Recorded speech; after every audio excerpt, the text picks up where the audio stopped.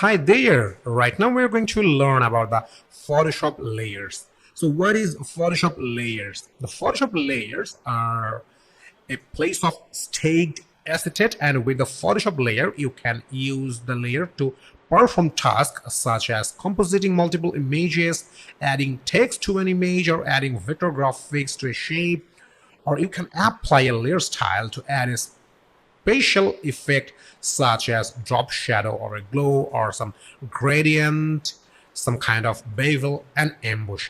So layers are one of the most important things, and you can take a look. Here is the layer panel.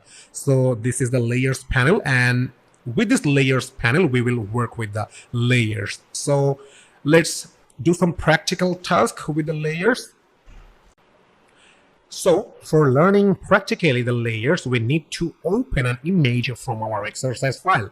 I already given an exercise file, so you just have to download the exercise file and you will get it inside the resource section. So please take a look after introduction lesson, then you will get the exercise file. And I'm pretty sure right now you have the exercise file on your computer. So let's open the exercise file. For opening the exercise file, you just have to click the file menu, and from there you will get this open option.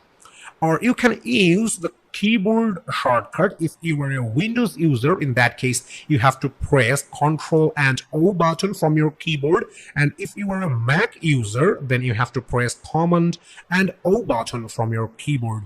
So let me click on this open option for opening an image from our exercise file. So here we go, and you can take a look. This all the images inside our exercise file, and you can take a look. The name of our folder is Photoshop exercise file, and I placed it in my desktop. So you just have to select where your exercise file is placed on your computer, and it's a zip file, so you just have to extract it. Okay, so as we're going to learn about the layers, so let me select this Patrick Village Unsplash image. So I used this image from unsplash.com. This is an amazing website, and I must say thank you Patrick Village from unsplash.com for providing this royalty-free image. So you can get tons of royalty-free image from unsplash.com, and I'm going to use this Patrick Village Unsplash image for learning about the layers. So you just have to select it, and then you have to click open. So let me click open. Here we go. This is the image we opened in our Photoshop. So we can take a look inside our layers panel. We got a background layer, and you can take a look. Here is a lock icon. That means this layer is locked. And this is the image. And for opening this image, we got the background layer. And I don't want to keep this background layer locked, because when you will keep this background layer locked, you won't be able to change anything else. So that's why if you want to edit, if you want to change something, or if you want to make some paint, if you want to make some correction of this image, then you have to unlock this background layer. So how you will unlock the background layer? You can do that in two ways. The first one is you just have to click on this lock icon, then the lock will be removed. Let me show you.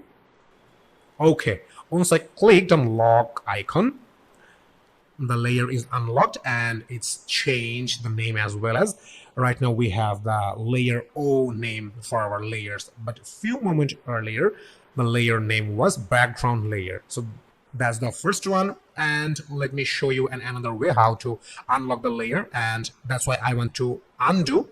I want to use the undo option for getting back my last position or situation. So how you will use the undo option, as I want to get back when my layer was locked and my layer was named as background. That's why you just have to go for edit menu, and from there you will get this undo make layer option, or you can press Ctrl and Z option if you are a Windows user, and if you are a Mac user, then you have to press Command and Z option. So let me click on this undo option, and here you can take a look.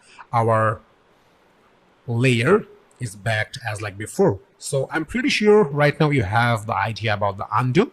So whatever you are doing on Photoshop, if you missed anything, or if you press any wrong button, if you place any wrong tool, or if you draw some wrong lines, you don't have to worry about it. You just have to press Ctrl or Command Z button from your keyboard for getting back your previous image. So this is an amazing technology that's called undo, and with this undo option we got our layer back. So the first method or first technique for unlocking the layer, it's a very simple way. You just have to click on this lock icon. And the second method or second technique for unlocking the layer, that is really very simple. You just have to rename this layer. If you will rename this layer, then the layer will be unlocked. And for renaming this layer, you just have to place your mouse cursor in the layer panel of the layer, and then you just have to double click with your mouse. Then you will get this pop-up for typing the new name. So here is the field, and you can type name for the background layer.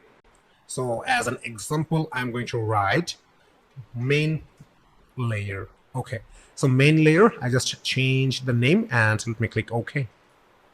Here we go. You can take a look. Our background layer is renamed as main layer, and the lock icon is gone. So right now this layer is unlocked.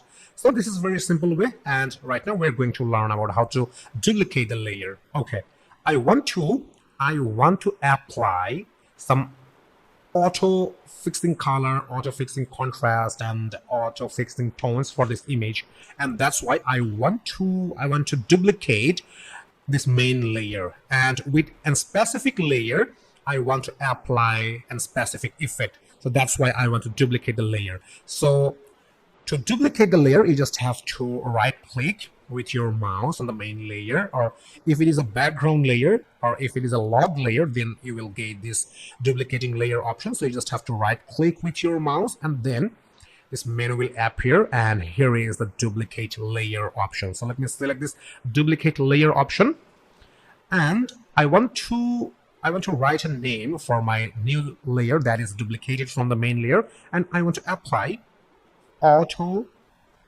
tone with this layer. So that's why I want to write auto tone as the name of the new layer, and let me click OK.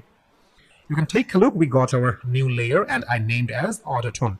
And if you want to press keyboard shortcut for duplicating layer, you can press Ctrl and J button from your keyboard, or if you are a Mac user, you have to press Command and J button. So let me press Ctrl and J button, and you can take a look. We got our another layer in here, and we got the autotone copy. That means this autotone copy layer is duplicated from the auto tone layer, and for this time I used keyboard shortcut.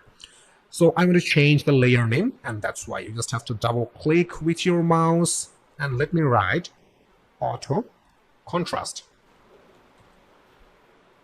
and then you have to hit the enter button from your keyboard. Okay, cool. So right now we have auto tone layer, we have auto contrast layer, and I'm going to create another layer that's called auto color. So let's duplicate this auto contrast layer, and right now I'm going to use this mouse, and you just have to right click with your mouse, then you will get this duplicate layer option, and let me write auto color, and let me click OK. So you can take a look. We have a single image, but we got 4 different layers. This is the main layer. I create this autotone layer from the main layer, and from this autotone layer I create auto contrast, auto color layer. And what will happen when you turn off the visibility of a layer? So you can take a look. Right now we have the visible auto color layer, and here is an eye icon. So let me turn it off. We still have the image because we have another auto contrast layer and it's visible. Let me turn it off. Nothing happens because we still have 2 more layers, and all the layers are similar. So let me turn it off, the autotone layer. Nothing happens because still we have the visible of main layer. So let me turn it off. Image is gone. So when we turn off the main layer, our main image is gone. So let me click once again on this visible option. We got our main layer back. Let me turn it off. And if you want to make the visible, the auto contrast layer, how you can do that? You just have to select the layer and then you have to click on this visible option. Here we go. Right now we have the auto contrast layer visible, and here right now we don't have the visibility of main layer. So this is how the visible and invisible option works in the layer panel. So let me turn on all the layers. Right now we have all the layers turned on. All the layers are visible, but nothing changes because all the layers are same, because all the layers will be duplicated from the main layers. And till yet we didn't change anything in any specific layers, but right now we are going to change the specific layers. So let's start with the auto tone.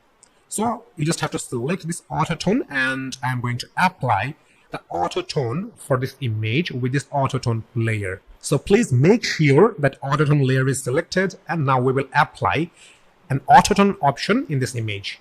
So here is the image option, and you will get this auto tone option. So let me click on this auto tone option.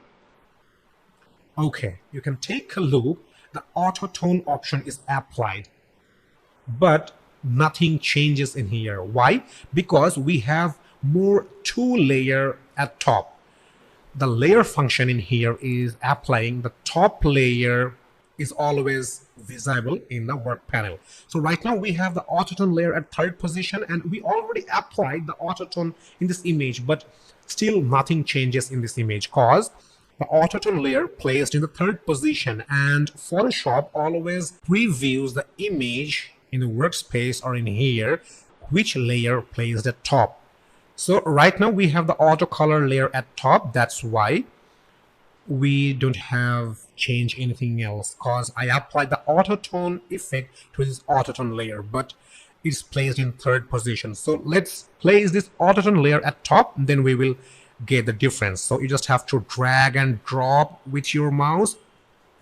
Here we go. You can take a look. Right now we applied the autotone layer, and we placed this autotone layer at top, and you can take a look the change of the image. Let me turn off the autotone layer. This is the actual image. This is the actual image, and I applied the autotone to this autotone layer, and I placed this autotone layer at top, and right now it's invisible, but when you will make it visible, you will have the effect that is applied with the autotone. So let me turn it on.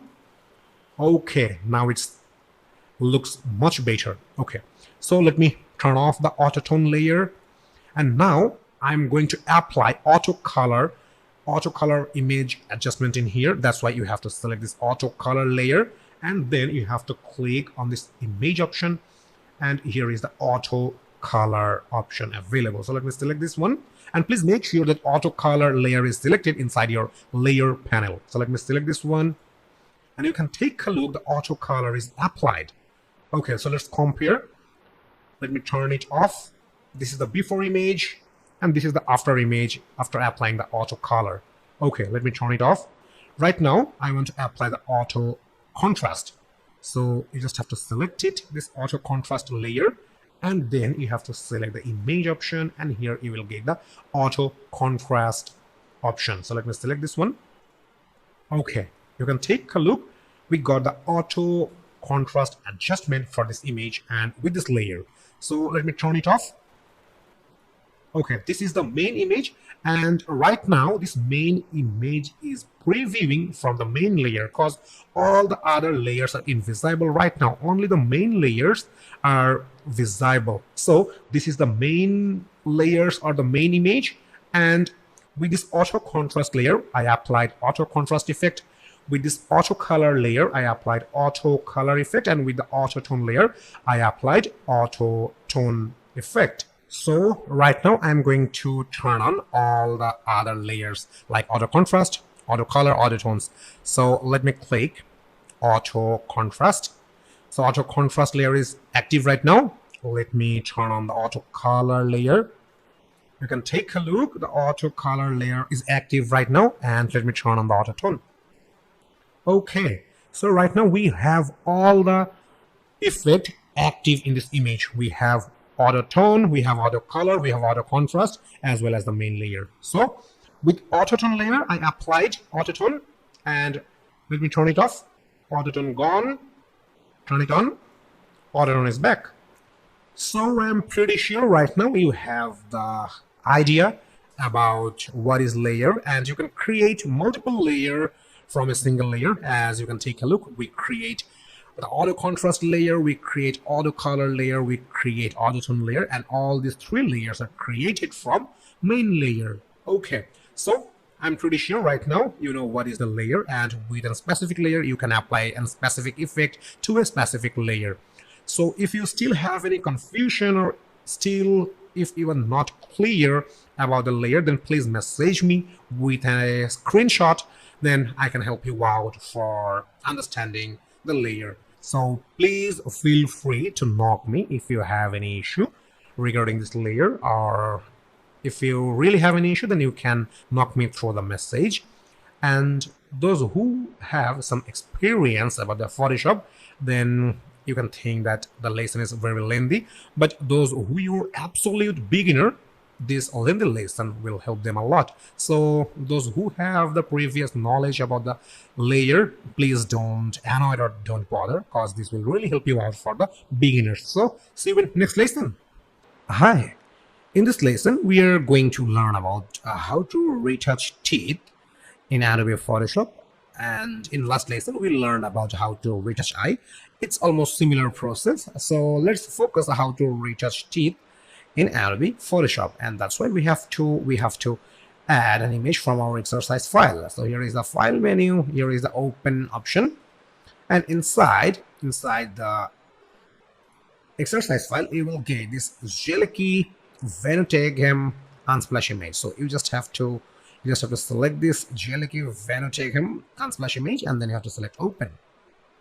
Okay, here we go. A beautiful kid, she's smiling, and we're going to fix her teeth. And let's duplicate the background layer as like before. And for duplicating the background layer, you just have to right click with your mouse, and then here is the duplicate layer option. So let me write teeth retouch. Okay, so here is the teeth retouch layer, and I want to zoom in the image.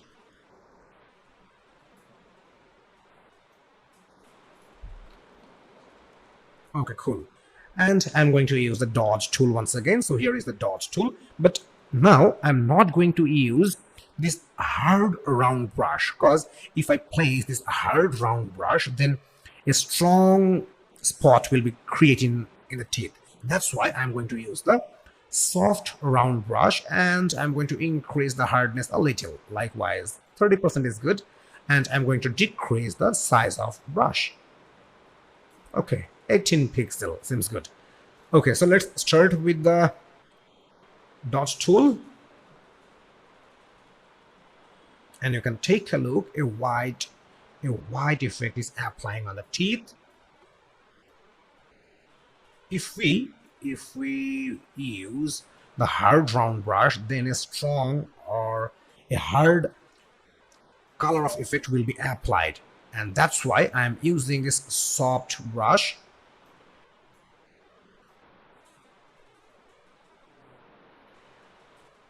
Okay, cool.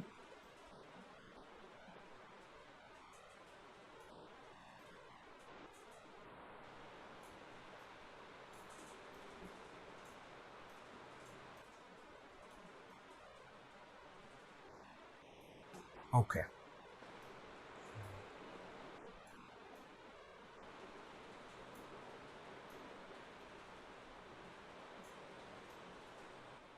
Okay, so let me zoom out the image. Okay, cool. So let's compare between before and after. So let me turn off the teeth retouch layer, then we will get the previous view of this image. So let me turn it off. Okay, here is the previous image, and after applying the soft round brush along with the dot tool, how it's look like. Now the teeth looks much brighter than before, and the yellow color is removed from the teeth. So this is the simple process for retouching the teeth in Adobe Photoshop. So see you in next lesson. Hi, right now we're going to learn about how to remove bad spot from the skin, and you can call this lesson as a skin retouch lesson. So we are going to learn about how to remove a spot from the skin. So let's take a look. And for practicing or for learning, we need to open an image from our exercise file. So here is the file menu, here is the open option, and inside our exercise file we will get this housing insib unsplash image. So you just have to select it and then you have to click open. Okay, here we go. You can take a look. This lady, she have lots of dark spot on her face, and we're going to fix this. We're going to remove this all the bad spots from her face. So let's start the process. So at first I want to duplicate this background layer, and in a new duplicated layer we will fix this spot. So let's follow the steps. For the duplicating layer, you just have to right click with your mouse on the background layer, then you will get this duplicate layer option. And let me write spot healing. Okay, spot healing, and let me click OK. So here is the new layer, and we're going to work in this new layer. For removing the spot from our face, we have to use the tool, and the name of this magic tool is spot healing brush tool. So where you will get this spot healing brush tool inside the toolbar, you will get the spot healing brush tool inside this patch tool. So you just have to right click with your mouse on the patch tool, then you will get the spot healing brush tool. So let me select it. Okay, cool. So when you will select this spot healing brush tool, you will have an option called type, and you have to make sure that the type is enabled with content aware, because right now we do have enabled with proximity match. There is a create texture field also available, but we are not going to use this tool. We are going to use this content aware type. So please make sure this content aware type is enabled with the spot healing brush tool. Okay, so let me zoom in the image. Okay, you can take a look, lots of dark spot in her face.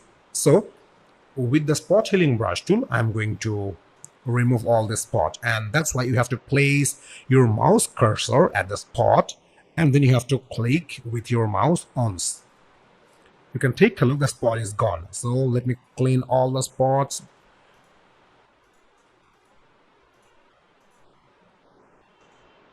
Okay, cool. You can take a look. It's really working as like a magic tool, because most of the spots are removing. And this is one of the great tool for removing the bad spots from skin, from the object, as well as for the image. I mean, if you want to make an old image into a new image, or if you want to remove the bad spot from an old image, in that case you can use this tool as well.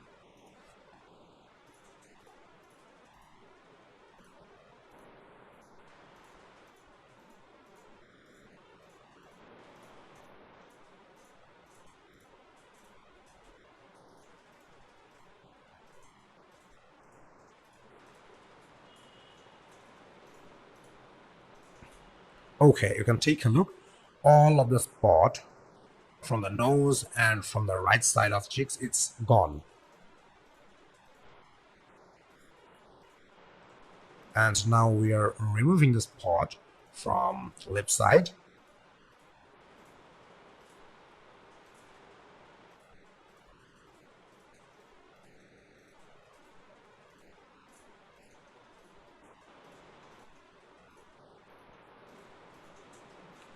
Okay, cool. So the simple process, you just have to place the spot inside your spot healing brush tools, and you have to place with your mouse cursor, and then you just have to press the left button from your mouse. So let's compare between before and after. So we used the spot healing brush tool at spot healing layer. So let me turn it off, then we will get back the original image with the background layer, then we can compare between before and after. So let me turn it off. Here is the previous image, and this lady has tons of bad spot or dark spot on her face, and after applying the spot healing brush tool, how it look like.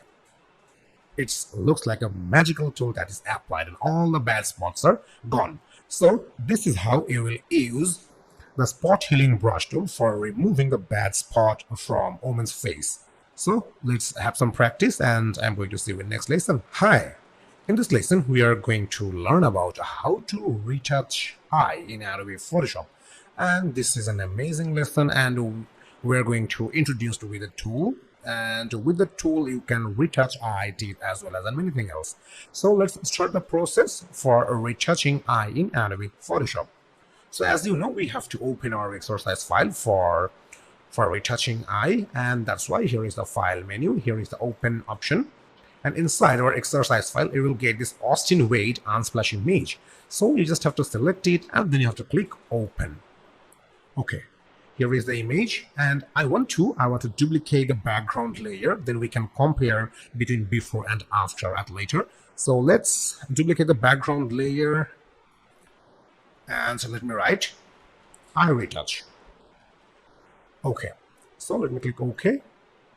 So here is the eye retouch layer and let me zoom in this image, then we can have the clear view of this eye. So for zoom in, you can press Ctrl and plus button from your keyboard, or if you are using Mac, then you have to press Command and plus button, or you can use this view menu and here is the zoom in option. Let me zoom in once again.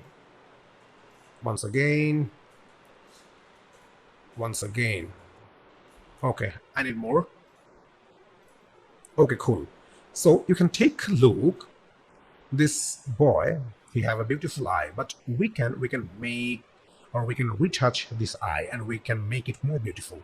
How we can do that? We can do that easily using this dodge tool, or you can use O button from your keyboard for keyboard shortcut. Using this dodge tool, we are going to make this eye more better. And you can take a look, we have a very small brush size, so we have to increase the brush size. For increasing the brush size, you just have to use this brush size option, and from there you can increase the brush size. Okay, cool. We do have 37 pixels and that's good enough for us. And here is the hardness. You can increase the hardness a little.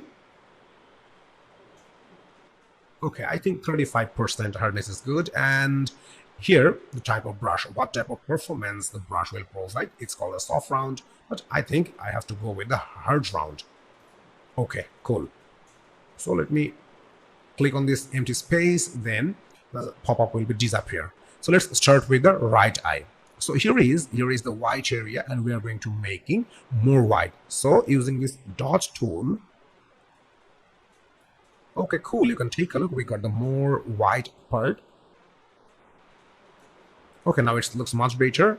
And let's make some shine in this eye as well as left eye. Okay, nice.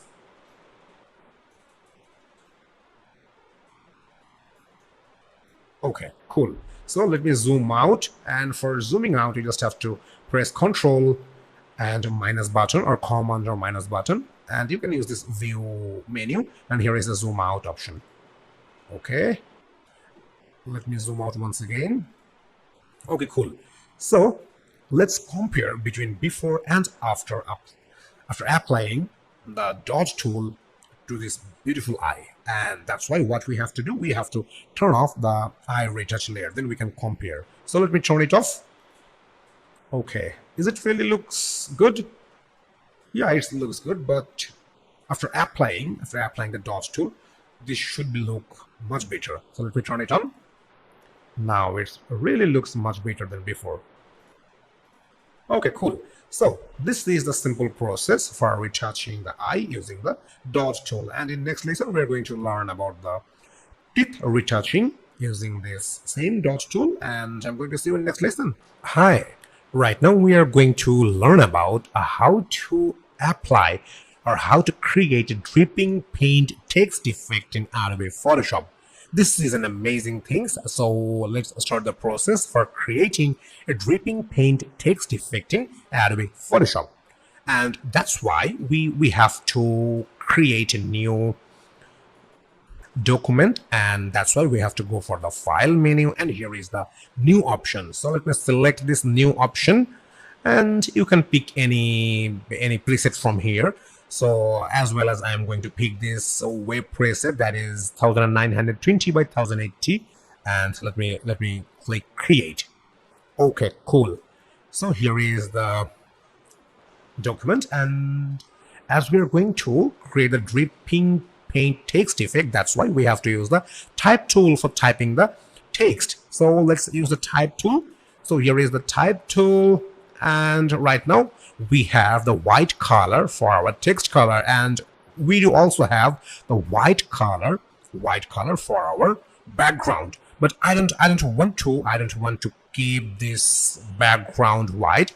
That's why I want to add a rectangular shape in here, and I want to fill that rectangular shape with black color.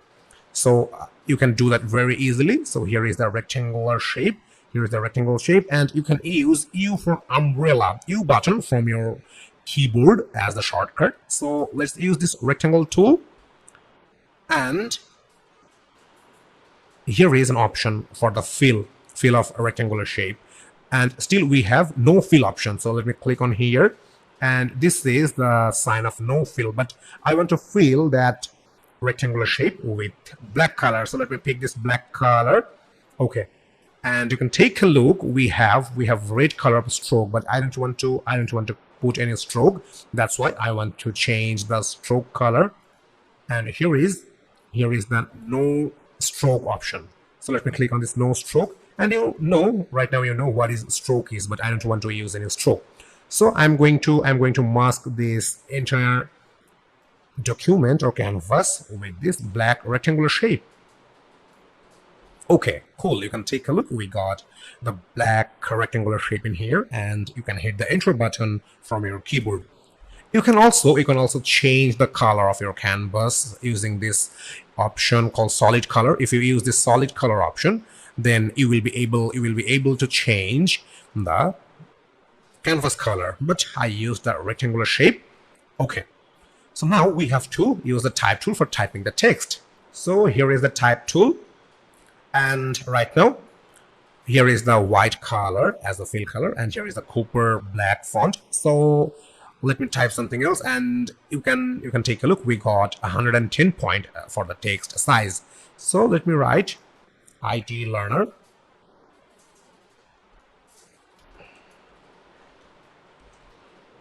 Okay, IT learners. So it seems the size of text is too big, and I want to reduce the size of text. That's why you have to select this entire text, and you can use keyboard shortcut like Control A button from your keyboard or Command A button from your keyboard, those who you are using Mac. So let me press Control and A button, and then all the text is got selected. And now from the text option or the text size option, I want to pick this 48 point. It seems a little smaller, so let's go with the 60 point. Now it looks much better. Okay, so you can hit the Control and Enter button or Command and Enter button from your keyboard, or you can just click on this tick mark for commit the action. Okay, so we do have the text in our rectangular shape, and now we have to place this text at the middle of this canvas, and that's why we have to use the move tool. So here is the move tool, or you can use V button or V for violin. You can use this V button from your keyboard for using the keyboard shortcut. You can take a look. We got a pink line as the marking of height and width, and with this position we can make sure that we have the perfect placement of this text and a centered position. Okay, cool. So text placement is done, and now we will place another image to this canvas, and that's why we are not going to use open option. We're going to place an image from our exercise file, but we're not going to using the open option, because when we will use the open option from the file menu, then the image will be opened in a new tab, as I told you before, and that's why we have to use the place embedded option. And when you will use this place embedded option, that image will be placed inside your frame and you will have the image layer at here. So that's why I want to use this place embedded option. Okay, so from our exercise file, I'm going to pick this Raya Soderbergh unsplash image. So you just have to select this image and then you have to click place. Okay, it's a nice image of fruits, and let's place this image perfectly in here. Okay, cool. So right now I am going to place this entire fruits inside the text, and that's really amazing. That means these fruits are going to place inside the text. We had the white color of text, but now we are going to place these fruits inside the text. And how you will do that? You will do that using the create clipping mask, and that's why we have to follow this layer pattern. That Raya Soderbergh unsplash image should be at top, and then the IT learner's text layer should be after this image layer. That means at first or at top you should have to keep the image layer, and at second you have to keep the text layer. And now we are going to place these images or place these fruits inside our text. And for doing that, you just have to right click with your mouse on this Raya Soderbergh layer. Then you will get this create clipping mask option. So let me click on this create clipping mask option. Magic! You can take a look. The fruits are placed inside the text, and this is really amazing. But till yet, our dripping paint text effects is not complete. But we learned an amazing things that how you will place an image inside the text. So you must have to do some practice for creating the clipping mask. Okay, cool. So right now we have to convert this two layer into a smart object. That means right now we have these two layers are separated. That means once you will turn off this first layer, what will happen? The fruit will remove from the text, and when you will turn on, the fruit will get back. But these two layers are separated. You can move or you can change anything else with these two different layers, but we're going to combine these two layers at once, and that's why you have to select this two layer. And you can take a look, we already have this Raya Soderbergh unsplash layer is selected. Then you have to press shift button from your keyboard, and then you have to select this IT learner's text layer, and now we have got two layers selected. And then you have to right click with your mouse, and then you will get this convert to smart object option. So let me select this convert to smart object option. And now you can take a look, our text layer is merged with this Raya Soderbergh layer. And when you need to modify or when you need to edit anything else, you just have to double click with this icon. So let me show you. And your object will open in another tab, and you will get your text layer and image layer separately. So you can be able to change anything else with a different layer. So if you want to turn off the fruit image, you can change it. If you want to turn off the text layer, you can change it. So this is just for an example and for explaining you what is the convert of smart object. Okay, so let's close this tab, and I don't want to save anything else. Okay, cool. So right now we know how to convert the layer into a smart object, and please make sure this Raya Soderbergh unsplash layer is selected. And now we will use an amazing filter that's called liquify filter, and using the liquify filter we will apply the dripping paint text effect. What is dripping paint? That means the paint should be dripped from this text, and that's an amazing thing.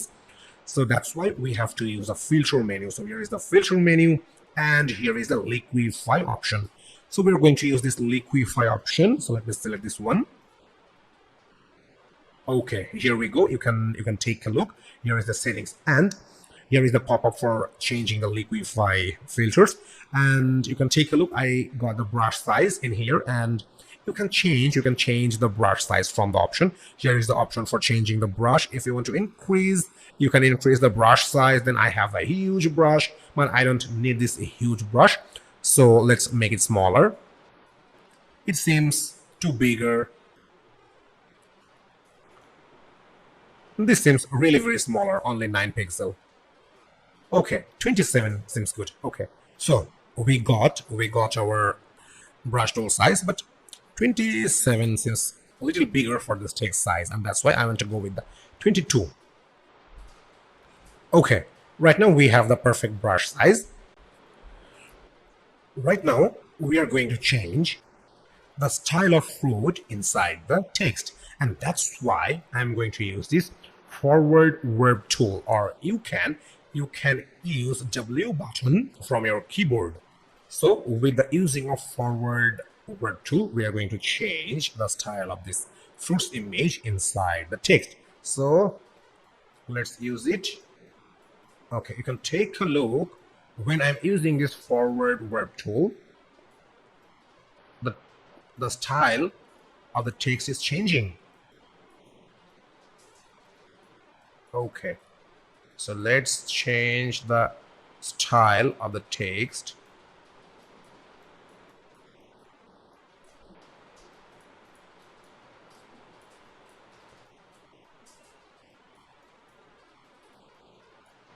Okay, cool.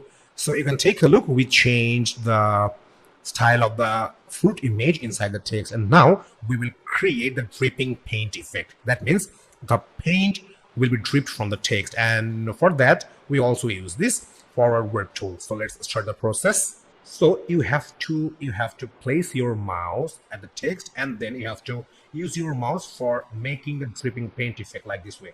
Okay, so let me make another dripping effect from T. Let me make it at I. Let me make it at here. Let me make it at here. Likewise L. Okay, let me go with this one. That means paints are started to drip from the text.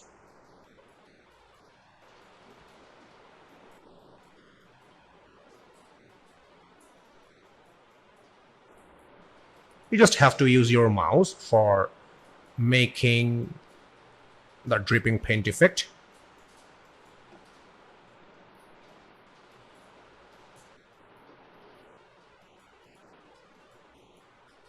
Okay, done. We have different type of dripping paint style in our text. Using this forward verb tool, you just have to use your mouse for making this dripping paint style for this text. And once you're done, you just have to click OK. So let me click OK. Okay, cool. How it look like right now? It really looks amazing. But we can make it more attractive. How we can make it more attractive? If we apply the bevel and emboss in here, it will be looks much better. Now you can take a look. We got the dripping paint effect. That means the paint is dripped from the text. But when we are going to apply the bevel and emboss, it will have a 3D view, and then it will look more attractive. So let's apply the bevel and emboss to this text, and you know where you have to click. Yes, you are right. You have to go for the effects option, and then you will get this bevel and emboss option. So here is the pop-up for applying the bevel and emboss to this text. So let's increase the size first, and that's why I want to increase the size for 51 seems good, and let's increase the depth.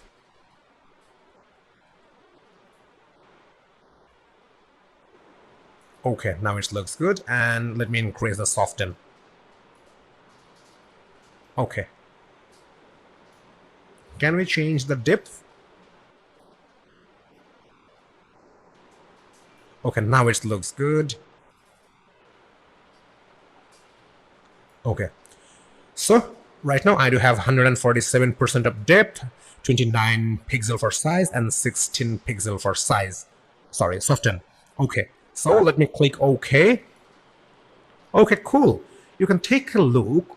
It really looks amazing. And after using the bevel and emboss in this text, it looks much better than before. So this is the simple process for applying or for creating a dripping paint text effect in Adobe Photoshop. So those who you were absolute beginner, I'm pretty sure you enjoyed a lot about this lesson, and those who have the previous knowledge about Photoshop, you also enjoyed. So I'm requesting you both for having some practice about this lesson. And one more thing, maybe my speaking accent is not perfect, and if you have any issue with my accent, please pardon me.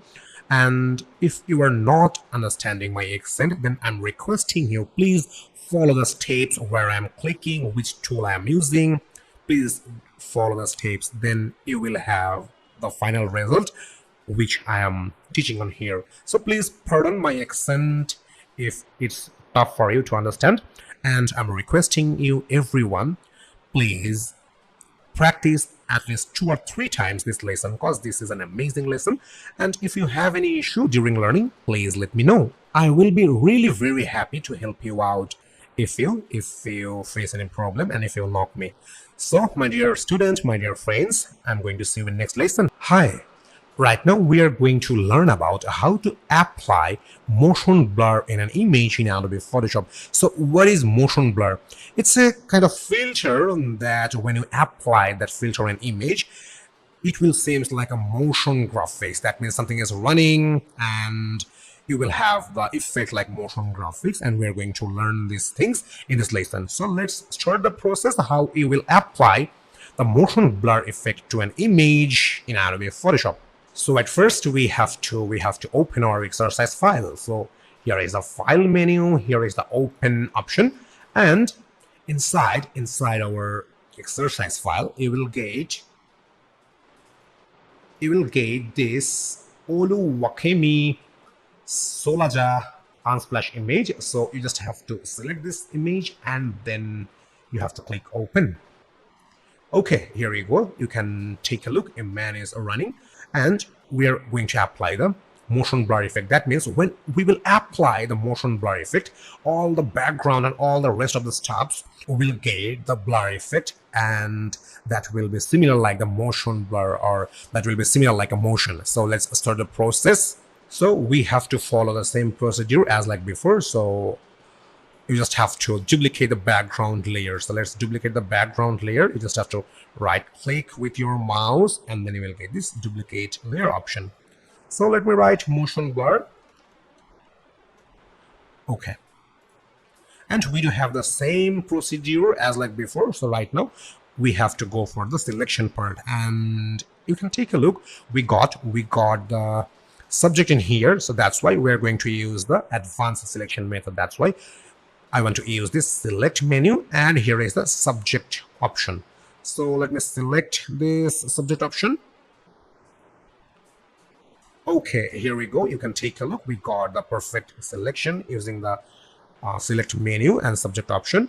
And now what we have to do? Can you remember it?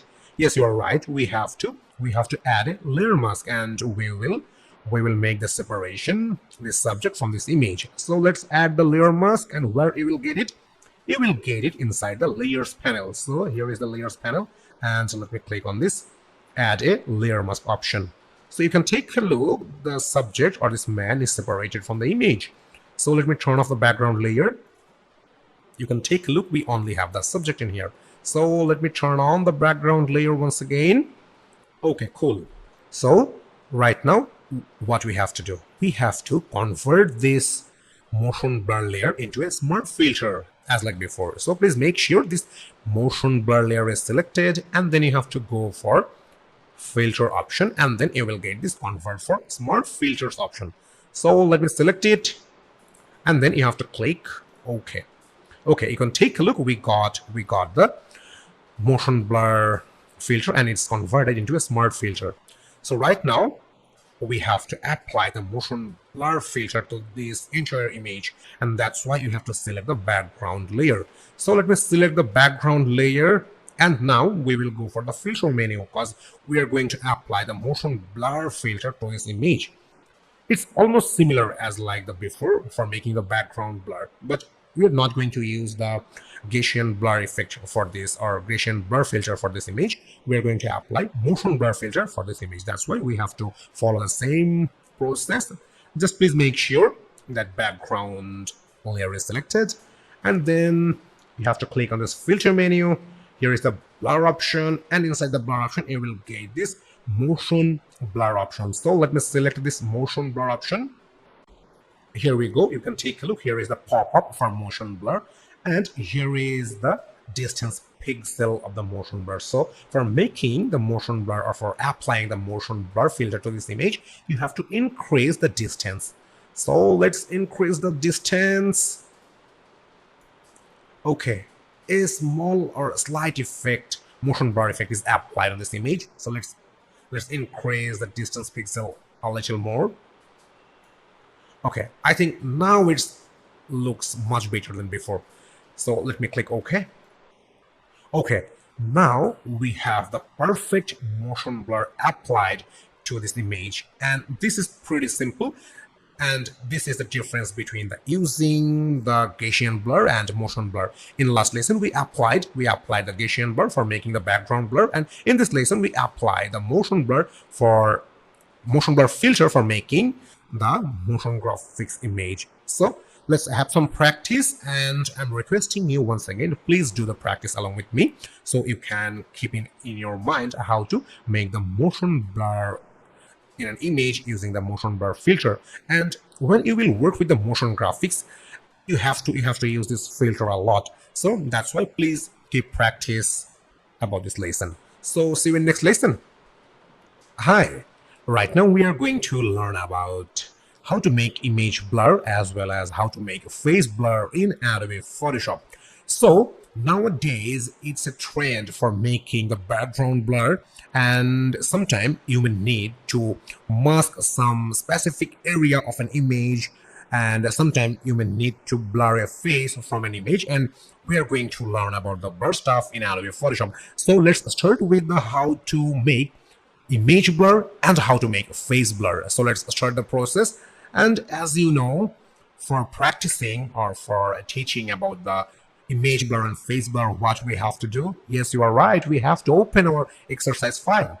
So let's open the exercise file. Here is the file menu, here is the open option, and inside our exercise file you will get this Brook Kaggle unsplash image. So you just have to select it, and then you have to click open.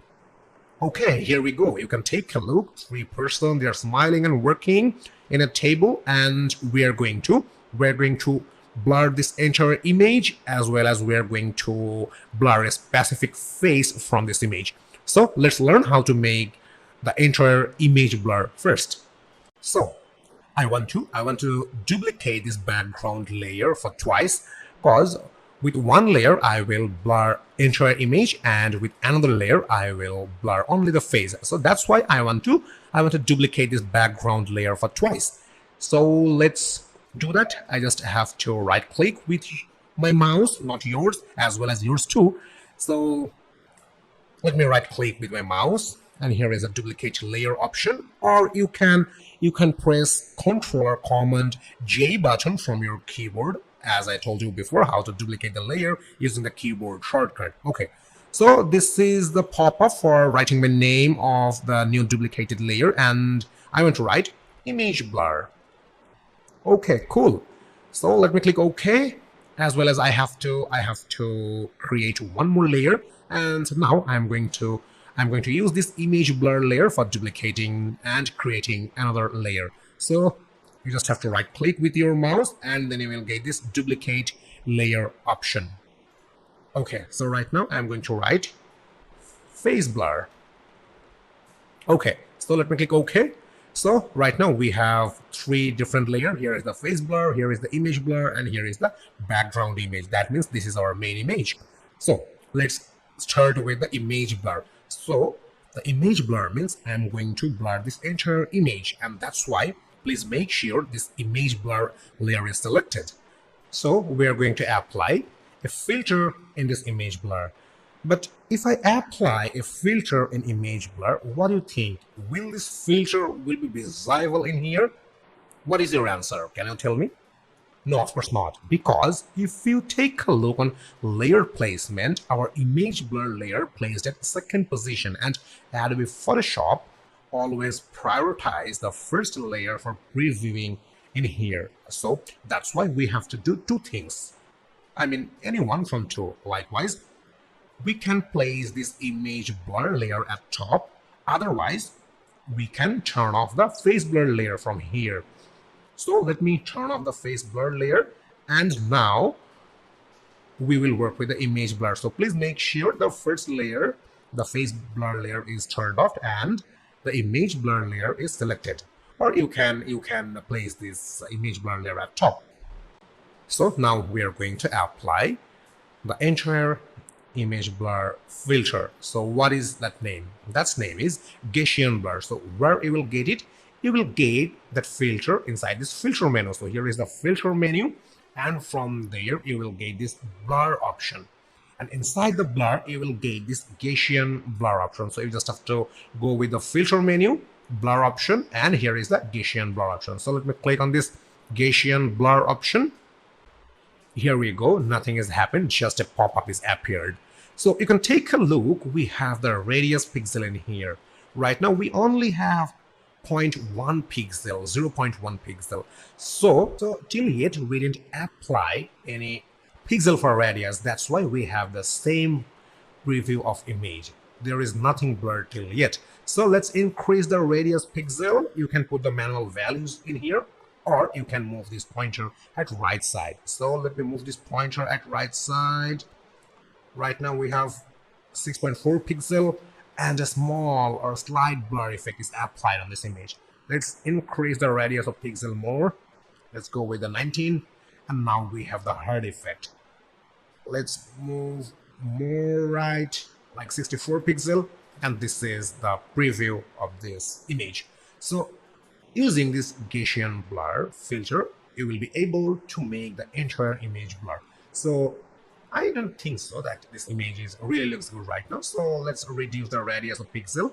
So keep it for 12.5 pixel. Okay, so let me click OK. So this is the process how you will make the entire image blur. And right now we're going to learn about how to make a specific face blur. So that's why let me turn on the face blur. So let me ask you a question. If I turn on the face blur layer right now, what will happen? Can you answer me? Yes, perhaps you're right. Because if I turn on this face blur layer right now, then we will get back our actual image, because this face blur layer is not applied with any effect. And this face blur layer is turned off and is placed at top. I mean at first position. That's why we will get our actual image of this background. We will get back with this face blur layer. So let me turn it on. As I said. Okay. Now we will apply a face blur. So let's do that. So you can blur a face in two ways. The first way is as usual as like using the Gaussian blur, but in that case you have to make a selection. Let me show you, and that's why you have to make sure that face blur layer is selected. So let me select this face blur layer, and I want to make this beautiful lady's face blur, and that's why you can use this laser tool. So here is a laser tool. And using this laser tool, let's make a selection.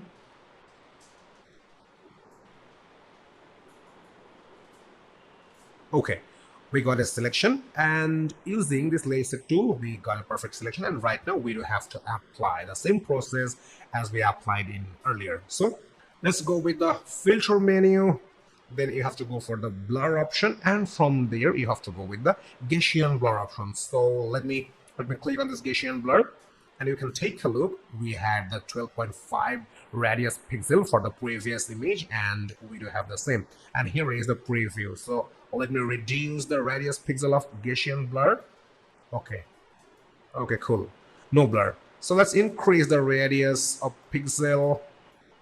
Okay, right now we do have 40.1 pixel, and you can take a look, the entire face is now blurred. So let me click OK. You can take a look, the entire face got blurred.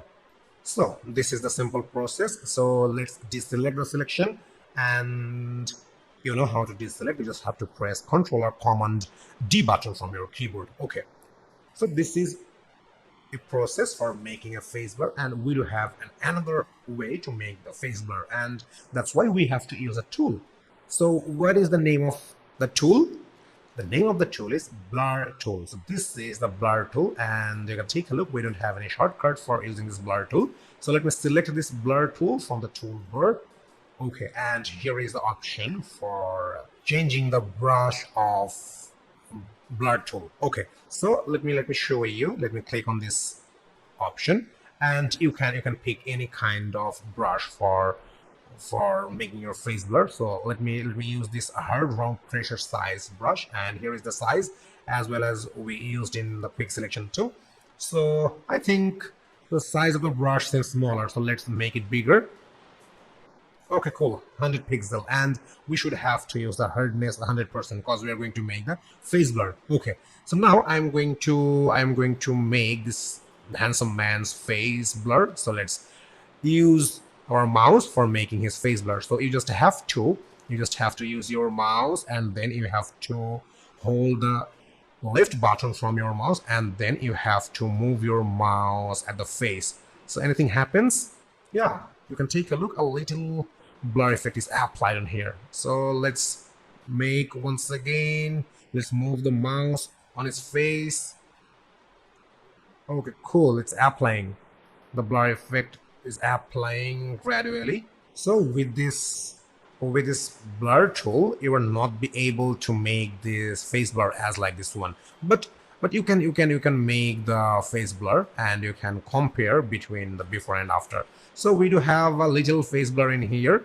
So this blur tool basically using for making a smaller light blur for the faces. But if you want to make the hard blurriness, or if you want to apply some hard blur effect to a face, in that case you have to apply the Gaussian blur filter with the selection. So this is the simple process for making your face blur. So let me compare between before and after using this blur tool. So let me turn off this image blur layer, and let me turn off the face blur layer as well. Please keep your eye on this face. Okay, we do have transparent face right now, and after using the blur tool in this man's face, how it look like, we got a little blur effect, and we applied the Gaussian blur filter for this beautiful female, and we got the hard blur effect for her face. So this is how you will apply the blur filter in an image like Gaussian blur, and this is how you will apply the use of blur tool in a face in Adobe Photoshop. So see you in next lesson, and you should have to do some practice for using the blur filter. So I'm going to see you in next lesson. Hi. Right now, we are going to learn about how to make background blur. In the last lesson, we learned how to make image blur, but in this lesson, we are going to learn about how to make background blur. And that is an awesome thing, because nowadays, it's become a trend for making the images background blur. Sometimes, the teenagers and male, female all are picking some selfies, and they're looking for making the background blur. If it is not possible with your smartphone or with your DSLR camera, then you can make it manually using the Photoshop. So let's take a look how you will make the background blur of an image. And we have to open our exercise file, and we have to open an image. So let's do that. File menu, open option.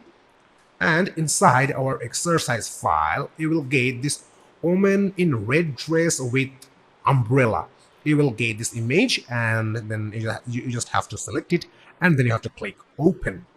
Here we go. You can take a look. A beautiful lady. She wears a red dress, and she holds a blue umbrella. And we are going to make her background blur, and we will keep only her transparent. So let's start the process how we will do that. So right now we have to duplicate this background layer, and in this lesson I'm going to show you an advanced method how to make selection of subject without using quick selection tool.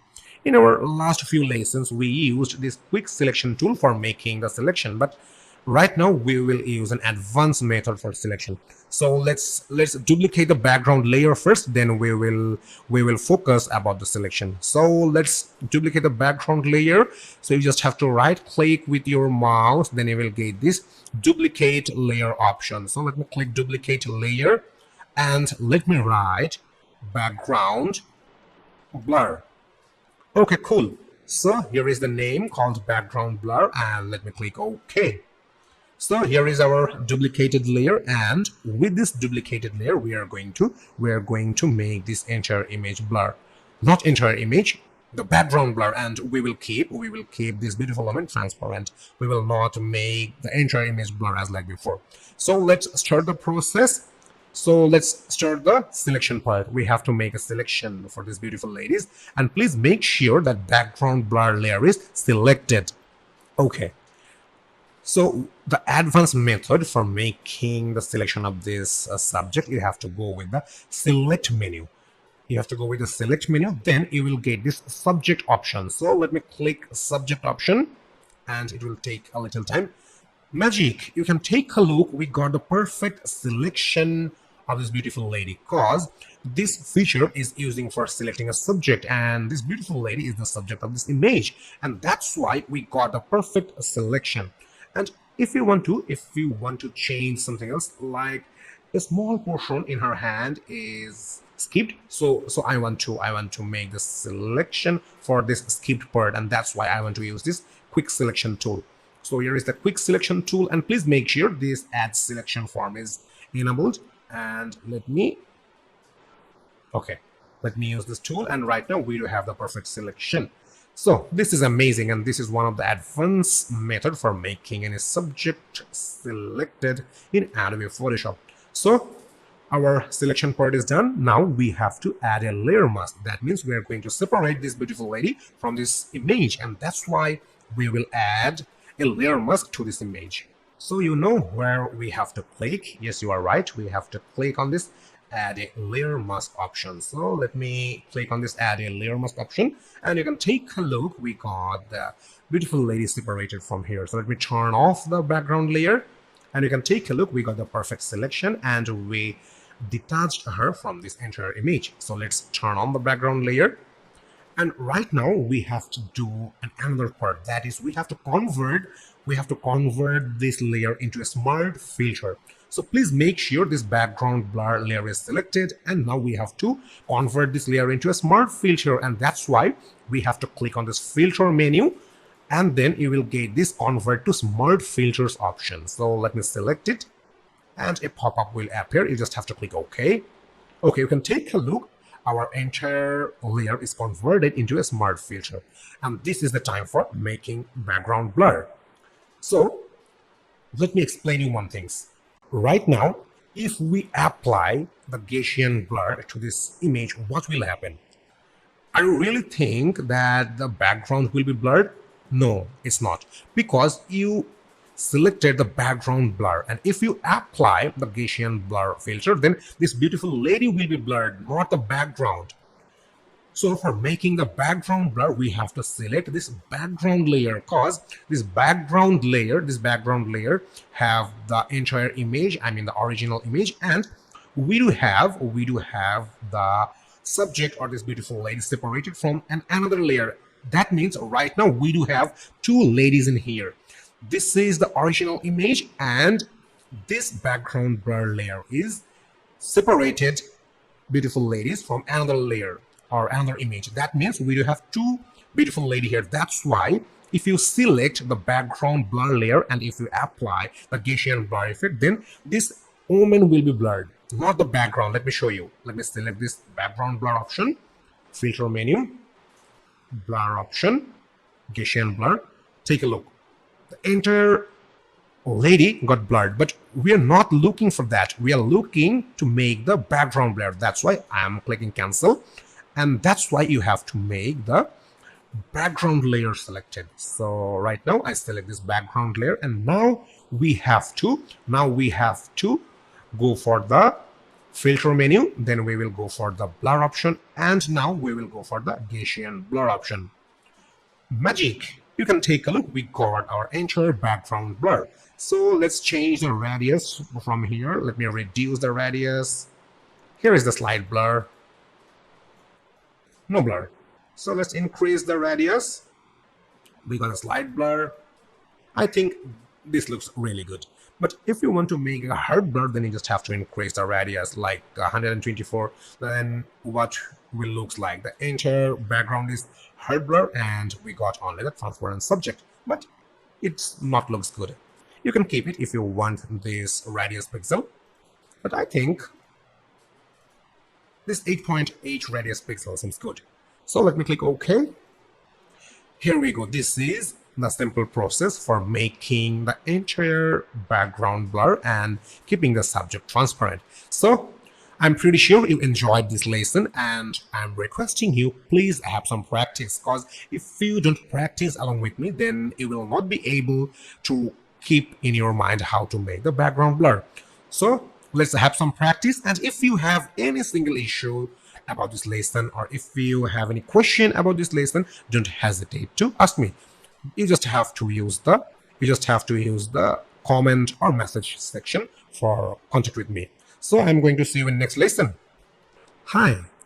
Right now we're going to learn about how to remove a subject and text from an image using content aware fill.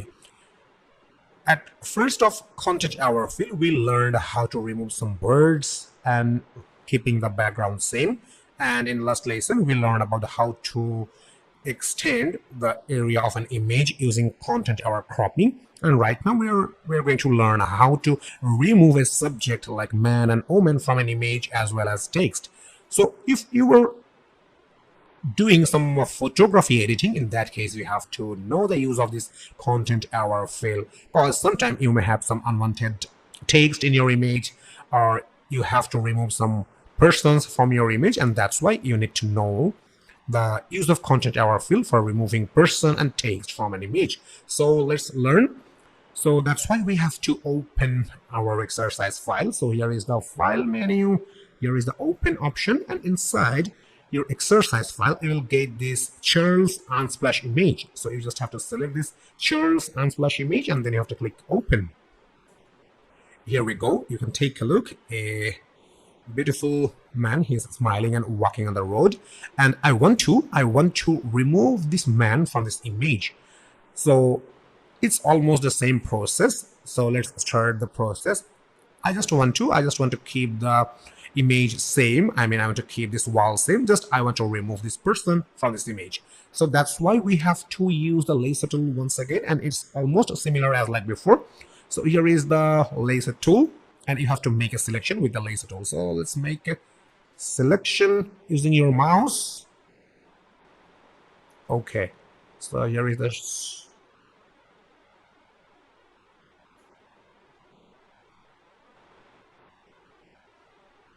try your best as more accuracy for selection you can apply. So we got the nice selection for this person, and now we are going to remove him from this image.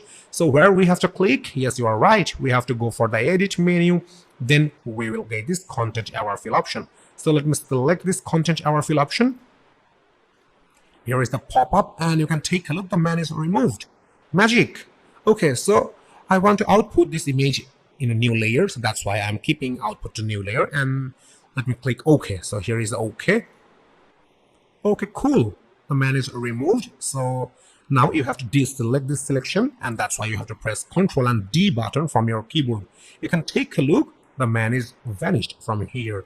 So this is almost a similar way how we remove the vultures from that first lesson, and this is the almost same way for removing the subject from an image. So now we will learn about how to remove text from an image. So for removing a text, I want to open another image from our exercise file. So let's open it. So here is the file menu, and here is the open option. Let me tell you one thing. We do have the place embedded option. If you use this place embedded option, then the image will be open inside this image. Let me show you. So I'm going to click this place embedded option. So here is the pop-up, and I want to use this Joshua Coleman Unsplash image. So I just selected this image, and I'm going to select place. You can take a look. The image is placed, but it's not opened in a new tab. In last image, we was working in the chairs unsplash image. We do still have the chairs unsplash image. If I scale this image, let me make it smaller. Okay, so here is the image. It's placed in the same image that's I working in before. It's placed, but this image is not opened in a new tab. So this is the use of place embedded option. So if you want to place some more images in a single tab, that's why you have to use place embedded option. But right now I want to open this image in a different tab. So that's why I have to use open option. So file menu, open option. So I'm going to open this Joshua Coleman image once again. Just you have to select it and then you have to click open. Now you can take a look that the image is opened in a different tab. So this is the difference between place embedded and open option. Okay, cool. So you can take a look. We have the neon lights in here and the text is Los Angeles. So we are going to remove the text from this wall and we will only keep the bricks. So we have to follow the same procedure. We just have to use the laser tool and you have to make a selection. So let me make a big selection for the text.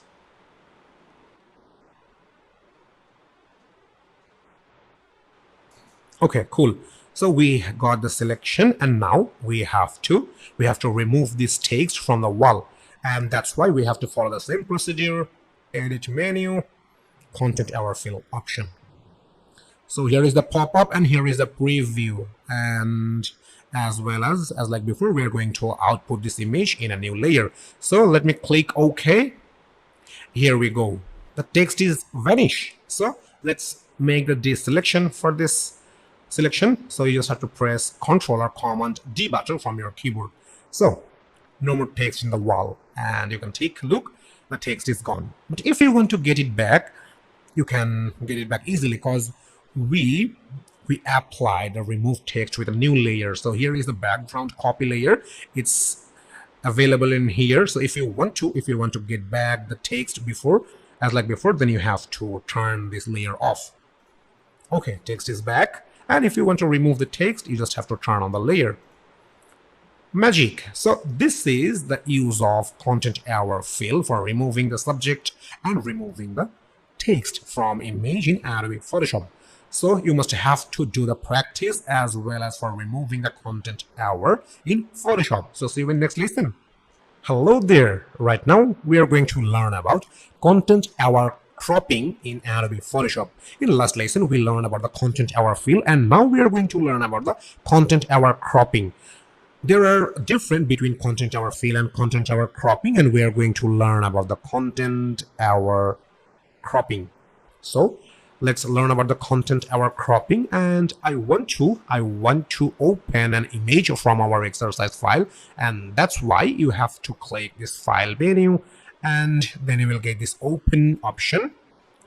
And I want to select this Adil Unsplash image. This is an image of an island and the sea as well as the blue sky.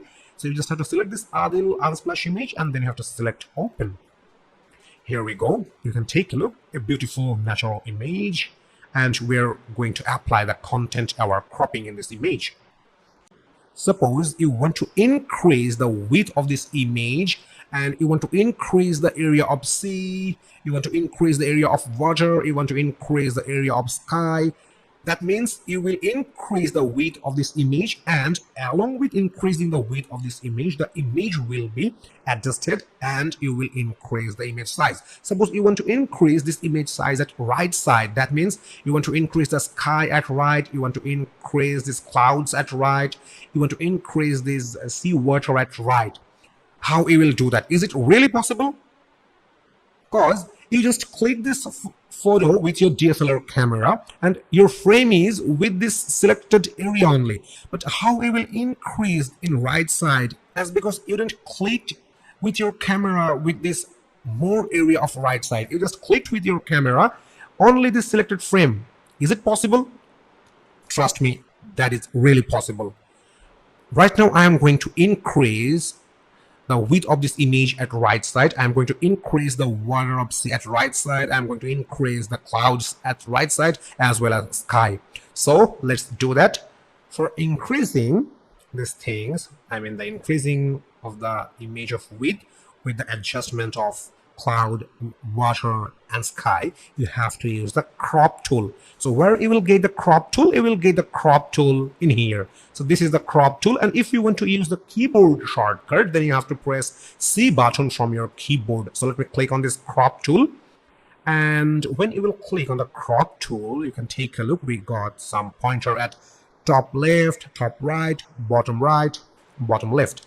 So we are going to increase the width at right side. That's why you have to select and you have to place your mouse at this middle pointer, and then you have to drag this area, and then you have to pull this pointer at right side. Okay, you can take a look. We only have the white area in here. So we just increased the width of this image, but we don't have the adjustment yet because we do have only the white background in here. I want the water will be extended till here at bottom. I want this cloud will be extended till here at middle, and I want this sky will be extended till here at top. I don't want to keep this area white. How you will do that? You have to use content hour option to do that. Where you will get the content hour option? You will get the content hour option at here. Please take a look. Here is the content hour option, and you have to make sure this content hour field is selected. So now I have the content hour field selected, and then you have to hit the enter button from your keyboard, or you can click on this tick mark because this tick mark is using for commit current crop operation. So you can click on this tick mark, or you can hit the enter button from your keyboard. So I am hitting enter button from my keyboard. Magic. You can take a look. Our image width is increased, as well as we have extended the sky background, we extended the cloud background, we extended the water background. So we don't have the white area right now. So we got the perfect adjustment. Few moments earlier we had our image size till here only, and we don't had the extended ocean, extended cloud, extended sky. And this is, we extended the area of sky, cloud and water with the content hour cropping. If you want to increase the width of this image more, then you can do that. So let me zoom out this image, then it will help you to understand. So how you will zoom in and zoom out of image in Photoshop. Let me show you. For zoom in and zoom out, you have to click on this view menu. So here is the view menu, and here is the zoom in and zoom out option. So if you want to zoom in, then you have to press Ctrl and plus button if you are a Windows user, and if you are a Mac user, then you have to press Command and plus button for zoom in, and Command and minus button for zoom out. So I'm going to zoom out this image. So let me click once again here. Okay, cool. Now we have the zoom out preview in here. So I'm going to increase the width of this image once again. So let's do that. So for increasing the width at right side, you have to select this crop tool once again. So let me click on this crop tool, and we got the pointer once again. So now I want to increase the width of this image till here, and here is the white space appeared. But we don't want to keep this white space. You know now what you have to do. You can click on this tick mark, or you can hit on the enter button. But before that, please make sure this content hour field is selected. So last time I pressed enter button from my keyboard, but this time I want to click with this tick mark. So let me click on this tick mark. Magic. We do have increased this image along at the right side, and we do got the perfect adjustment for the water, for the cloud and for the sky. This is really amazing. So it's only possible to keeping balance of image and increasing the height or width at left or top or bottom using the content hour field. And The image was at first till here, then we extended till here, and finally we extended till here, and now we have the long width image and we got the perfect adjustment. So this is the magical use of content aware cropping in Adobe Photoshop. So you must have to do some practice with this lesson. So see you in the next lesson. Hello there. Right now we are going to learn about one of the most amazing feature that's provided by Adobe Photoshop, and that's called content aware fill. This is really amazing, and if you are using the latest version of Photoshop, you must have to have the content aware fill, because content aware fill is using for removing some kind of unusual object or any part that you don't need to use in your image and you want to keep the background as same. And this is the one of the latest features in Adobe Photoshop. So let's learn the using of content aware, and that's why we have to open an image from our exercise file. So let's open it. File menu, open option, and inside our exercise file you will get this Louisiana unsplash image. It's an image of some kind of birds that are flying on the sky. So you just have to select this Louisiana unsplash image and then you have to click open. Here we go. You can take a look. The vultures are flying on the sky. So right now I'm going to apply the content aware fill option in this image. So what is the use of content aware? Suppose we have a vulture in here, we have here one, here one, here one, and many more. But I don't want to keep all these vultures in the same pictures. I want to remove these first 3 vultures from here, but I will keep the sky background as like before. That means only the vultures will remove from the image, but sky will remain blue as like before. So in this situation, you have to use content aware fill. So let's start the use of content aware fill. So at first, I want to remove this first vulture from the image, and I will keep the sky background as like blue. So that's why we have to use the laser tool for selecting this first vulture. So where you will get the laser tool? You will get the laser tool inside the toolbar, and if you want to use the shortcut, then you have to use L button from your keyboard. And if you don't find this laser tool on your toolbar, then you have to right click at here, then the polygonal laser tool or magnetic laser tool can be appeared in here. If you have the polygonal laser tool or magnetic laser tool, then you just have to right click with your mouse on the icon, then you will get this laser tool. So I'm selecting this laser tool, and using my mouse I'm going to make a circle for making a selection for the first vulture. Okay, so using my mouse, I just selected this first vulture, and now I'm going to remove this vulture from here, and I'm going to keep the sky background as like before. So that's why I have to use the content aware fill. So where you will get the content aware fill option? You will get the content aware fill option inside this edit menu. So here is the edit menu, and if you are using the latest version of Photoshop, then you will get the content aware fill option directly inside the edit menu. But if you are using the older version of Photoshop, in that case you will get this content aware fill option inside this fill option. So right now I'm going to show you the direct content aware fill option from the edit menu. I will also show you the use of content aware fill option from the fill option. So right now I'm going to use this content aware fill, and when you will click on this content aware fill in here, then a pop-up will appear. So let's click on here. Here we go. You can take a look. A pop-up just appeared, and in here you can take a look. We got a green selected area. That means the preview we are viewing in here, that's the area of this green selected area. So let's focus. We do have this vulture as like here, this one as like here, but which vulture we make the selection using the laser tool, it's not present in here, and we do have the same background. So this is just a preview. So when we will click OK, the change of the image or removing the vulture using the content aware fill will be applied in our main image. So that's why we have to click OK. So let's click OK. Magic.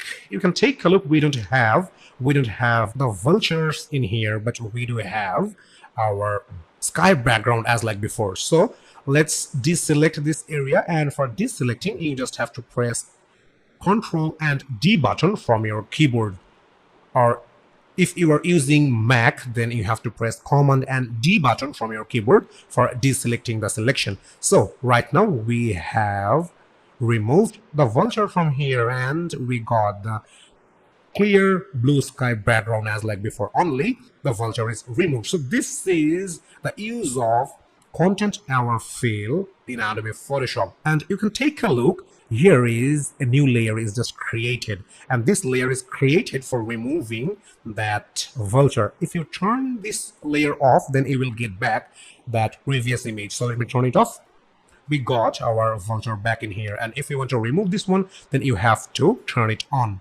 Here we go. Okay, so let's use the content hour fill once again, and that's why we have to select this background layer, as because the background layer is the main layer of the image, and we are removing the vultures from the main image. That's why you have to select this background layer, and the new layer that's created for removing the vulture from here, that's created with the background copy layer. But you have to make sure that background layer is selected.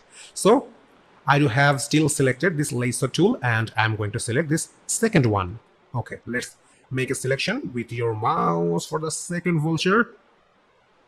Okay, cool. We got a nice selection, and right now I'm going to use content hour fill option once again. So where I have to click, yes, you are right, I have to click this edit menu, and in last removing image or last removing vulture, we used content hour fill option directly from here. But right now I'm going to use this fill option. So let me click on this fill option, and you can take a look. We got the pop-up in here. So let me place this pop-up at right, and here is the contents are available. Here is the contents option, and you may have the foreground color or background color or color selected in here. But for using the content hour, you just have to select this content hour. It's showing content hour because I just used a few moments ago the content hour from here. That's why it's showing. So if you have the foreground color selected for contents, background color selected for contents, you just have to select in here, then you will get this content hour option. So you just have to select it. You just have to keep opacity 100%. You just have to keep the blending mode normal, and then you have to click OK. So let me click OK. Magic. You can take a look. The second vulture is removed. Second vulture is removed, and we have the same sky background as like before. So let's make this selection as a deselect, and that's why you have to press Ctrl and D button from your keyboard. So the first one and the second one is removed using the content hour fill. But there is a difference. Can you tell me what is the difference between the first vulture removing and second vulture removing? When we remove the first vulture, a new layer is created. But when I just remove the second vulture, no layer is created in here. Why? Because when I used this edit menu and when I used this direct content hour fill option, we got a new pop-up in here, and we had an option for creating a new layer. But when I used this fill option, and from this fill option I used the content hour fill option, I don't had the new layer creating option. And it's the features of updating of content hour in Adobe Photoshop. So let me show you once again. So I want to select this third vulture using the lasso tool. So let's make a selection. Cool. Okay, so please make sure that background layer is selected. Then you have to select this third vulture. And now I'm going to select the edit menu, and I'm not going to select this fill option because I just used this fill option. I'm going to use this content hour fill option from me directly from the edit menu. So let me click on here. Okay, in the preview you can take a look. The vulture already gone. And you can take a look. Here is an option called output to new layer. If you select that output to new layer, then this vulture will be removed and a new layer will be created. But if you click output to current layer, then no layer will be created as like before. Only this vulture will be removed. And if you use the duplicate layer option, then a layer will be created as like the duplicate layer. But If you go to the new layer, then a new layer will be created. So I'm selecting this output to new layer and let me click OK. Here we go. You can take a look. A new layer is created and the name of our new layer is background copy 2. And you can take a look. We got the third vulture removed from here. So let me deselect this selection by pressing Ctrl and D button from my keyboard, and you can take a look. The first, second, and third, all the vultures are removed from here. So this is the use of content aware filling and with Photoshop, and this is really amazing. So let's have some practice. Hi, right now we are going to learn about how to apply a distort shadow in a text, and this is going to be an amazing thing. So let's learn how to apply a distort shadow in text.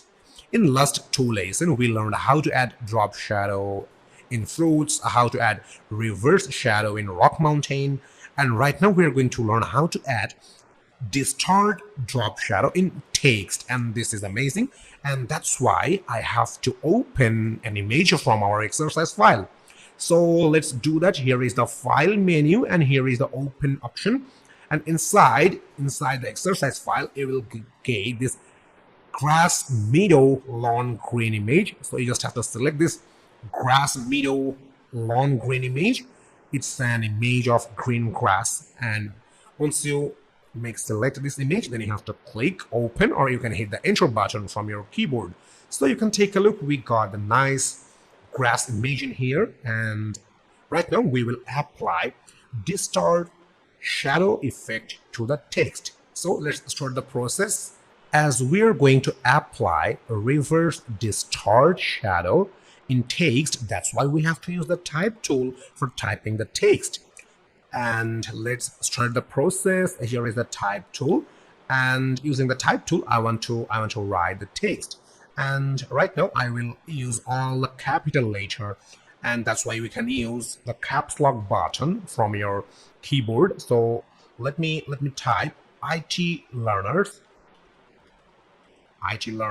and right now we do have the small font size, and I want to increase the font size as well as font too. So let's increase the size first, and that's why you have to make a selection with your mouse, and let me increase the size. So you can use this option for increasing the size. You can put the manual values, you can use a custom field from here, like let me select this 60 point, but still it seems smaller. So I want to increase the size of text. That's why you just have to use your mouse. You just have to hold your left button of mouse, then you have to move your mouse slowly at right side, then you will be able to increase the size of text. Right now we have 110 point. Okay, so you can also put the manual values. Okay, cool. But do you think this font style really looks good? You can change the font as well. So let me select this entire text, and here is the option for changing the font. So let's pick some bold font. Let me pick something else. So here is the Cooper Black. This one seems good. So let me select this Cooper Black, and I'm pretty sure this Cooper Black, this font already you have on your computer. So let me select this one. This is one of the widely using font in Windows. Okay, cool. So right now we do have IT learners text with the Cooper Black font. Okay, so you can hit the command or control and enter button from your keyboard for performing the action, or you can just use this tick mark for committing the action. Cool. Okay, so our text part is done, and let's place this text at the middle of this image, and that's why you have to use the move tool. So here is the move tool. Okay, or you can use the V button, V for violin. You can use this move tool for moving this text at center. Okay, cool. You can take a look. A pink line is pointing in here. That means we have the perfect placement of this text. Okay, cool. Now we have to add the drop shadow in here in this text. You can take a look. We got the text layer inside our layer panel, and we are going to add a drop shadow layer for this text. So let's add the drop shadow for this text. And you know how to add the drop shadow. You just have to go with the effects option, then you will get this drop shadow option. So let me select on this drop shadow option. Okay, cool. So here is the settings for drop shadow. So let's change the settings. At first we have to go with the size. So let me increase the size 35 pixel, but we do have 0% of opacity. That's why it's not visible yet. So let's increase the opacity for 100%. Okay. Let me increase the spread. Let me increase the distance. Okay. Cool, but I'm not satisfied with these settings, so let me decrease the size first. Fine. Now let me decrease the spread percentage as well as distance. Okay, we have 8 pixel distance, 10% of spread, and 9 pixel of size, because I don't want to spread this drop shadow from this text, because I'm going to separate this drop shadow from this text, and that's why I'm using these settings. I'm just using a small part for making the distance. Likewise, only 8 pixel. I just used a very small spread percentage, like 10%, and very small of size, like only 9 pixel. And I do have 30% of angle, but I can change it. Let's go with the 90. Let me put the manual values. Okay, 90-degree angle seems good. Okay, and please make sure that you are using black color for drop shadow. And we are using 100% of opacity. Okay, cool. So let's click OK. Okay, fine. You can take a look. We got the drop shadow effect layer with the IT learner's text layer. And right now we are going to apply the reverse distort shadow in this text. So let's go for the second part. Okay, so before starting the second part, we have to make the separation of this drop shadow from the text. So how you will do that? You can do that very easily. In that case, you have to create a new layer for the drop shadow. And for creating a new layer for the drop shadow, you just have to use your mouse, and you just have to right click with your mouse on this drop shadow layer. So let me right click with my mouse, and then you will get this create layer option. So let me click on this create layer option, and a dialog box will appear, and you just have to click OK. Okay, here we go. You can take a look. We got a new layer, and the name of our new layer is IT Learner's Drop Shadow. That means right now we do have the drop shadow layer separated from the text, and here is the new layer. So let me select this new layer, and after selecting the new layer, we want to change the scale of this shadow, and that's why I want to use a transform option. And you know how to use the transform option. You just have to go with the edit menu, and then you will get this transform option.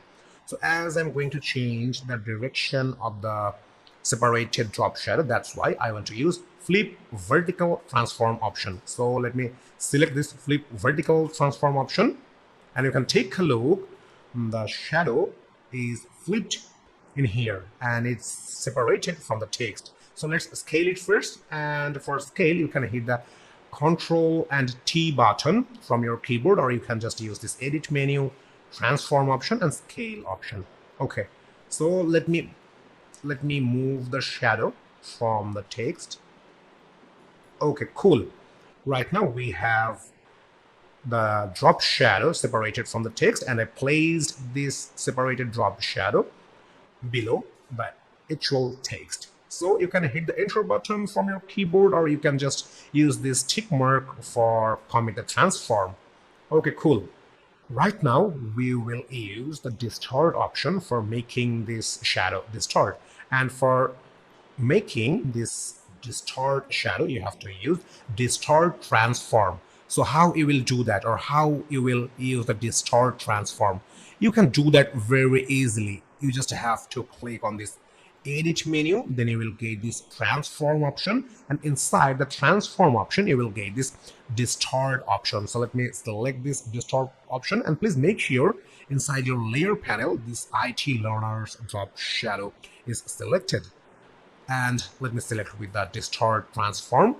Okay, so we got the scale pointer for using the distort selection, and using the distort I want to change the direction of this shadow, and now I want to change the direction for the right side.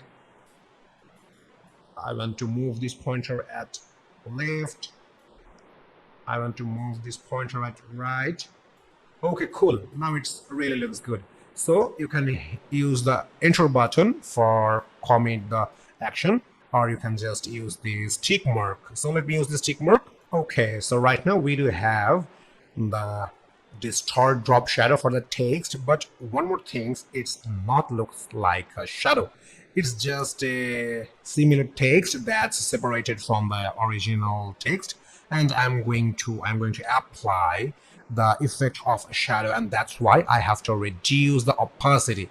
So here is the opacity, and from here I want to reduce the opacity. So let me reduce the opacity. Okay, cool. Now it looks much better than before, and we do have the realistic reverse shadow effect in this image. So dear friends, this is the simple process for adding the reverse drop shadow in text in Adobe Photoshop. So I'm pretty sure you enjoyed this lesson, and if you have any question regarding this lesson, please message me and I will answer your message. So let's do some practice, and I'm going to see you in our next lesson.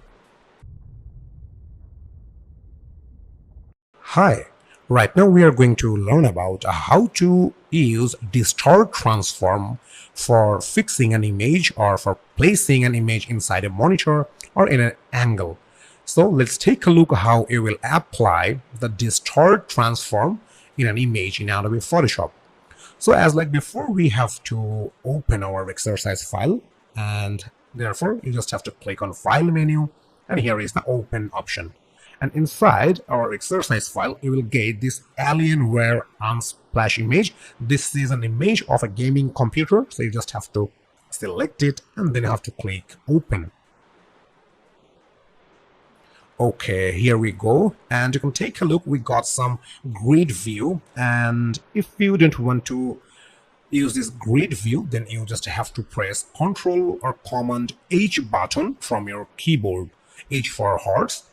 So, and if you want to use the grid button, in that case you just have to use this view menu, and from there you will get this show option, and here is a grid option. Okay, as well as the ruler, grid, and all the others. So we are not going to use the grid or rulers. Okay, so this is an image of a gaming computer, and we want to place another image inside this monitor.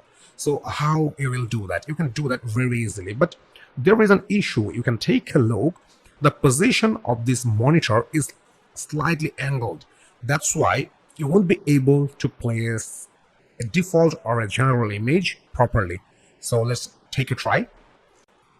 Therefore, we have to embed another image from our exercise file, and I'm not going to use the open option, because when I'm going to use the open option, the image will open in a new tab, but I don't want it. I just want to place the image inside this image. That's why I'm going to use place embedded option. So where you will get the place embedded option, can you remember it?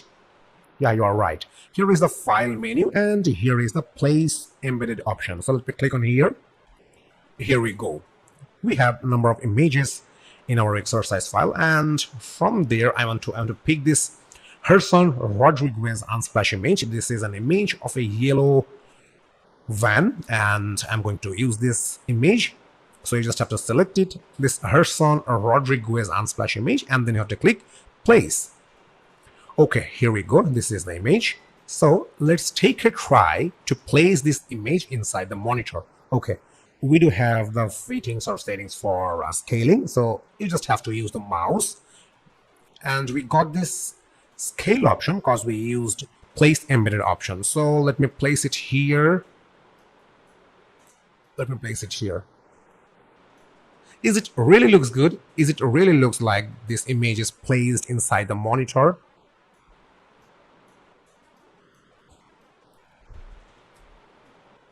Is it looks really good? Of course not, because the position of the monitor is angled, and that's why we have to use the distort transform option for placing this image properly inside the monitor. So let's use the distort transform. Okay, so we're going to use the distort transform, but please make sure this Herson Rodriguez unsplash layer is selected, and then you just have to go with the edit menu, and then you will get this transform option, and inside the transform option you will get this distort option. Okay, now you will have the pointer for scaling, and with the distort transform you will be able to change the angle of this image, and that's why you will be able to place this image perfectly inside the monitor.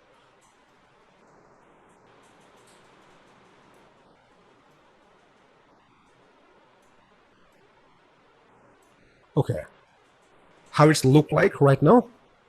You can hit the intro button right now, or you can just click on this tick mark. Is it looks good right now?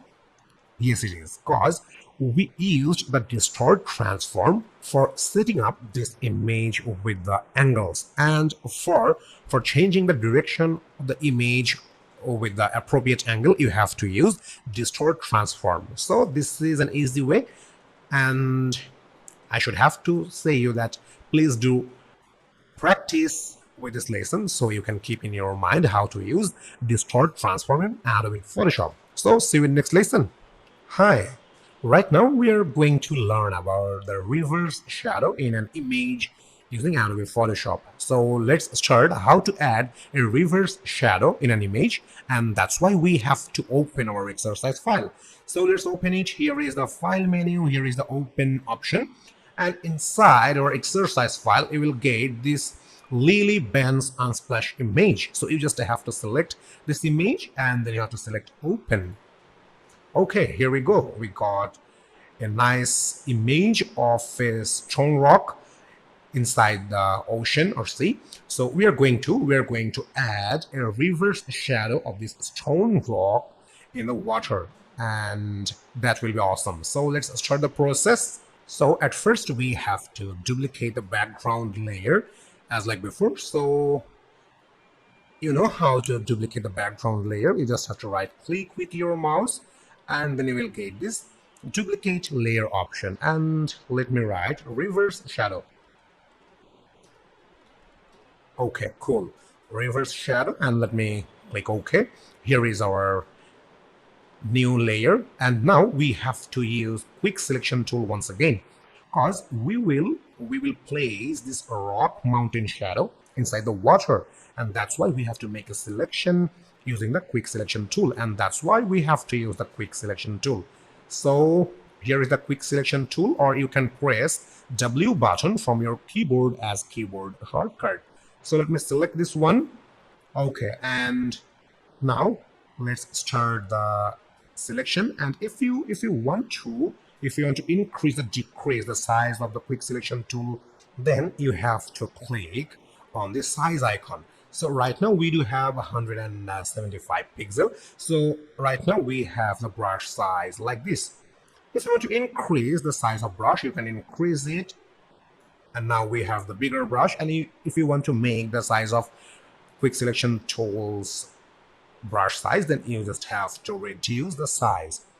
Okay, right now we do have 66 pixel, and here is the brush size, and here is the hardness. If you want to use the 100% hardness of this quick selection tool, then you can use this 100%, and if you want to reduce the hardness of quick selection tool brush, you can reduce it.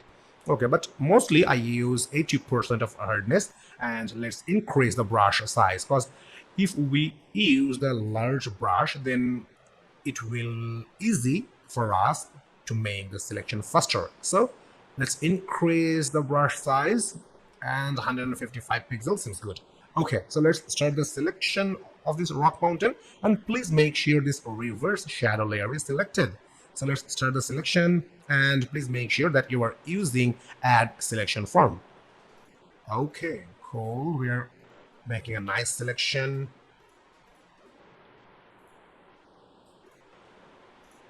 Okay, cool.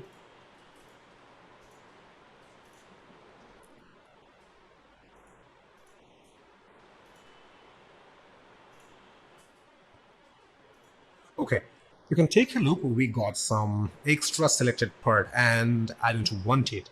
I don't want it and I want to make the deselect for this extra selected area. So let me zoom in the image. I am using keyboard shortcut by pressing Ctrl and plus button from my keyboard. And those who you were using the Mac device or Mac, then you have to press Command and plus button for zoom in. And for zoom out, you have to press Ctrl minus button or Command minus button for Mac. Okay, so you can take a look. I got some extra selected area in here. So I want to deselect this area, and that's why now I have to use this subtract from quick selection tools, that minus sign tool. So let me select this area and you can take a look. We got the perfect selection, but it's not perfect yet because we do have some extra part in here, and that's why I have to make my brush size smaller. So let's make it. Here is the option. I do have 155 pixel right now, so let's reduce the size. Okay, right now I have only 21 pixel, and with the small brush I can easily deselect this extra part. Okay, cool.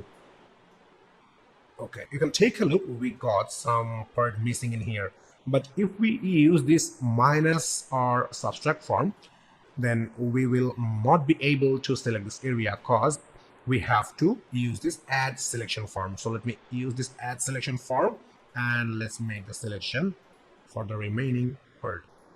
Okay, cool.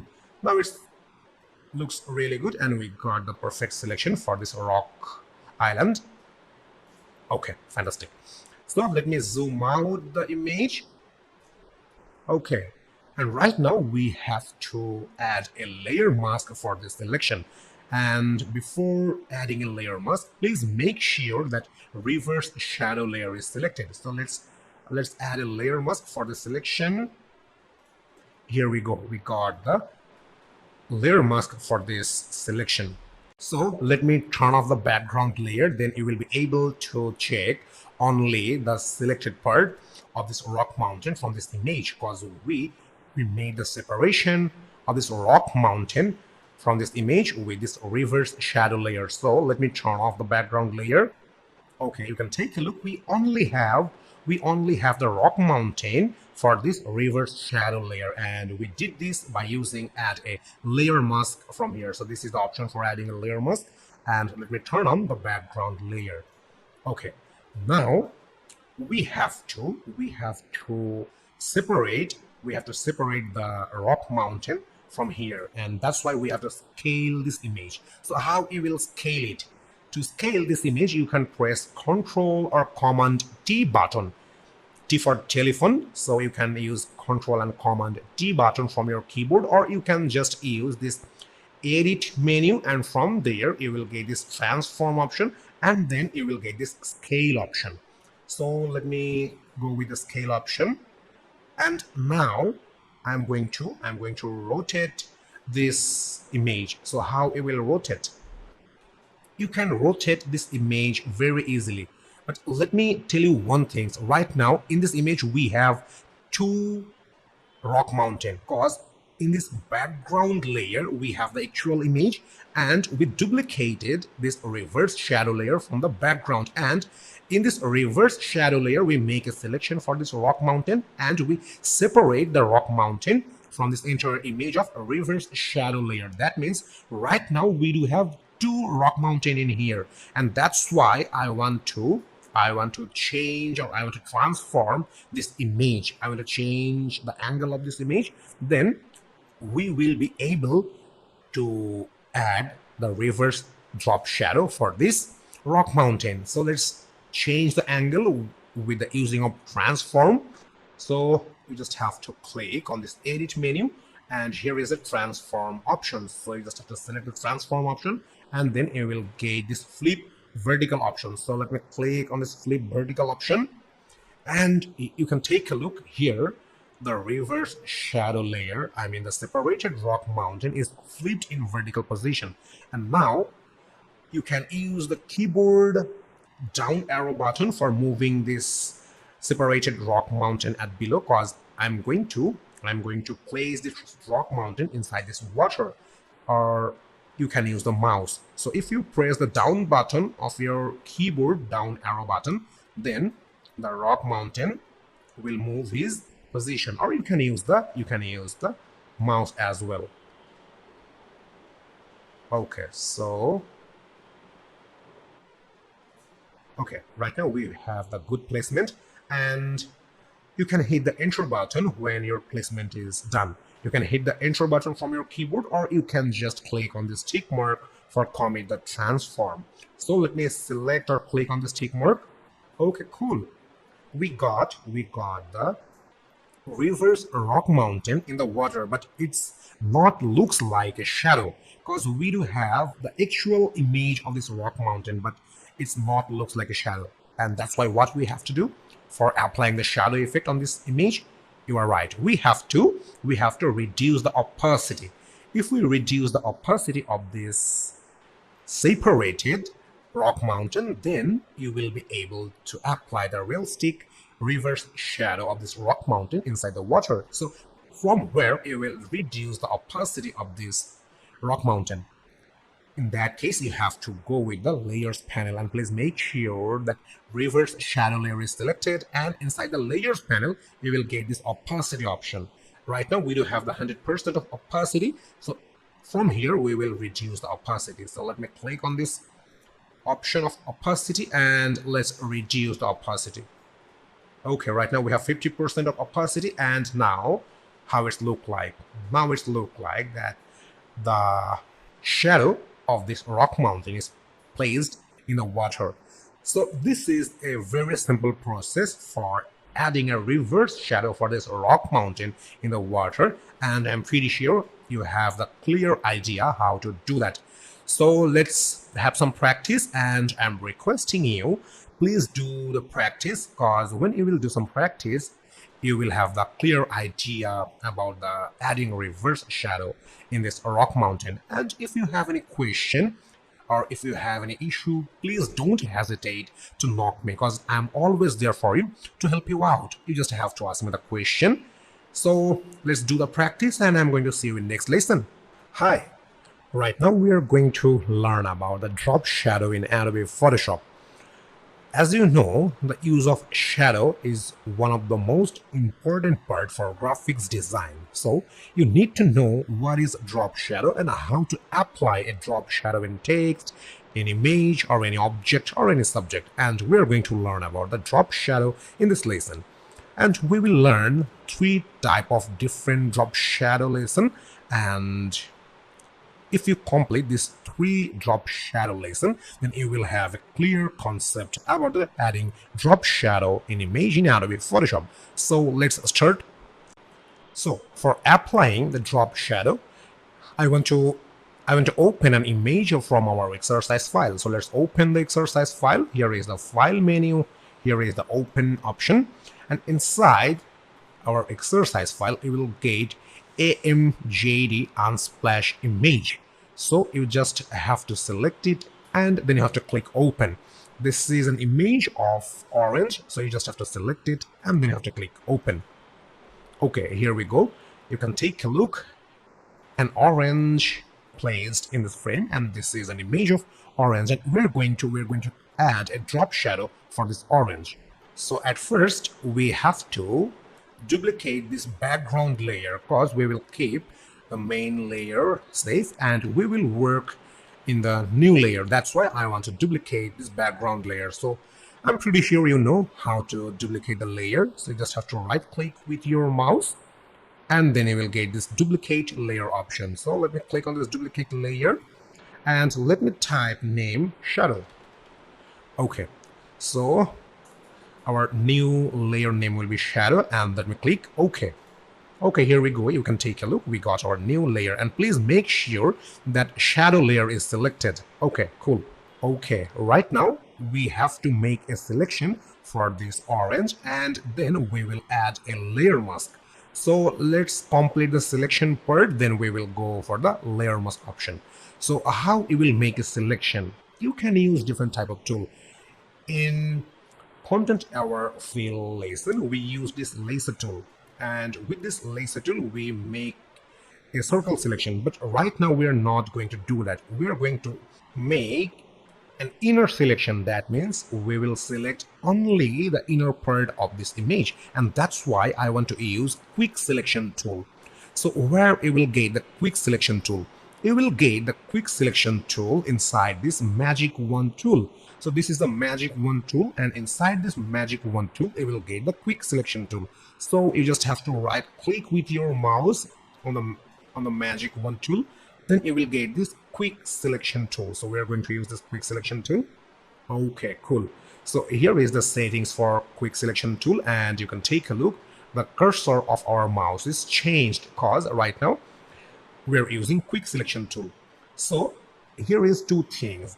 Here is a plus sign and here is a minus sign. So this minus sign is mean that it's a subtract from selection, and this plus sign means that it's add selection. That means if you want to make a selection, then you have to work with this plus sign for adding the selection. And if you make some selection, or kind of you select some extra part and you don't need that, in that case you have to use this subtract selection for deselect some small part or portion in an image. So right now we are going to use this add selection form, and with this add selection form we are going to make a selection of this entire orange. So let's use our mouse, and with the mouse you can make the selection, and you can take a look. We are making the selection. Okay, cool. We got a perfect selection for this orange. And this is an amazing tool that's called quick selection tool in Adobe Photoshop. So our selection part is done, and right now we will add a layer mask to this image. So what is layer mask? We got a selection for this orange, and when we will add a layer mask, then this selected part will be detached from this entire image, and that's called a layer mask. So let's start the process. For adding a layer mask, you just have to go to the layer panel. This is the layers panel, and this is the icon for adding a layer mask. So I'm going to click on this add a layer mask, and please make sure that your shadow layer is selected. Okay, you can take a look. A new icon is appeared inside the layer panel. So this is the sign of, or this is the symbol of adding layer mask. So we got the layer mask. So how layer mask is working, or how layer mask is performing in the image. So let me turn off the background layer, then you will have the idea how layer mask is working. So let me turn off the background layer. Here we go. You can take a look. We only have the orange present in this image because we make the separation with the selection and we remove the background from here. So this is the using of layer mask in Adobe Photoshop. So let me turn it on. I just have to turn on the background layer. Okay, cool. So please make sure your shadow layer is selected, and right now we are going to add a drop shadow in your orange image. So let's do that. So for adding drop shadow, you have to go with the effects option, and this is option for adding a layer style. So you just have to click on this effects option, then you will get this drop shadow option. So let me click on this drop shadow option. So here is the pop-up, and with the settings we will apply the drop shadow in this image. So this is the blend mode, this is the opacity, this is the angles, this is the distance, spread, size. So let's select the size of shadow first, and here is the color. You can change the color of drop shadow, but we are going to using black color right now. So if you are still confused about the changing of color, you just have to click on this black color icon. Then a color picker will pop up, and you just have to pick any color from here. Okay, so we're using the black color, so let's increase the size first. Okay, and you can take a look. We got some shadow over here. Okay, let me go with the 122 pixel is good. Okay, now let's work with the spread, and the spread means the radius or the area of the drop shadow where the drop shadow will be spread. So let me increase the spread, here we go. You can take a look. The change is performing inside the image, and this is the distance. It means the shadow of distance is performing with this distance setting. So let's increase the distance, and you can take a look. The shadow is moving from the image. Okay, right now we do have 245 pixel, and the shadow moved at left side. And if you want to move it in another direction, then you can reduce the distance pixel. Okay, cool. So let me increase the distance a little. Okay, 65 pixel. Fine. And here is the angle wheels. With this angle wheels, you can change the angle of the shadow. So right now we do have 30-degree angles, and you can change it by using your mouse, or you can put the manual values on here. So let me change the angle. Right now we do have 94-degree, and the shadow is moved from his previous direction. Right now we have 180-degree, and the shadow is placed at right side. Okay, we do have minus 90-degree, 0-degree, 90-degree. Okay, so this is the use of angles, and right now we will work with the opacity. So you can take a look. We got the dark color of our shadow, and it's not looks like a shadow. Okay, so we will apply the realistic shadow, and that's why we have to reduce the opacity percentage. We do have the 100% opacity right now, and we are going to reduce the opacity. Okay, cool, 53%. And right now we do have the perfect or realistic shadow in our orange. So right now we got the perfect drop shadow for our orange, and now you can change the other parameters like distance. Let me change the distance. Okay, cool. Let me work with the spread. Cool. Let me work with the size. Okay, cool. Now it's look like a perfect drop shadow, and when your entire task is done, you just have to click OK. So let me click OK. Here we go. We got the perfect drop shadow for our orange. So let's compare this drop shadow between before and after. If you turn off this shadow layer, then the drop shadow will be removed. So let me turn it off. Here is the actual image of this orange, and let me turn it on, and here is the drop shadow effect that's applied on the orange with the drop shadow option. And I'm pretty sure right now you have the clear idea how to add the drop shadow in this orange. So let's have some practice. Hi, right now we are going to learn how to apply gradient, stroke, bevel, and emboss at once in a text. And we're going to apply all these things in a text. So let's do that. So at first we have to use the type tool for typing a text. And let me write IT learners. Okay, so here is the IT learners, and we're going to apply gradient, stroke, bevel, and emboss at once. So let me click on this tick mark for performing the action or commit the action. Okay, so at first I'm going to use the gradient overlay. So you know how to add the gradient overlay? Yes, you are right. You have to go for the effects option inside the layers panel for apply the new layer style. And here is the gradient overlay option. So let me click on here.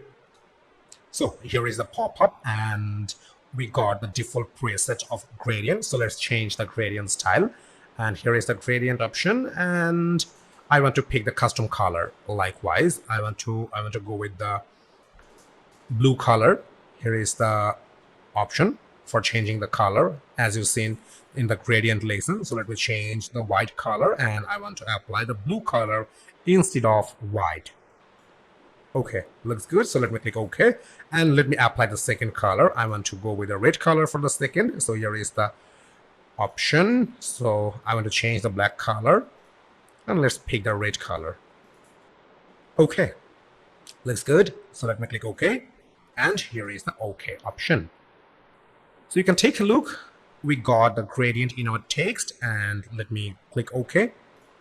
So here is the gradient overlay layer is added for the text layer.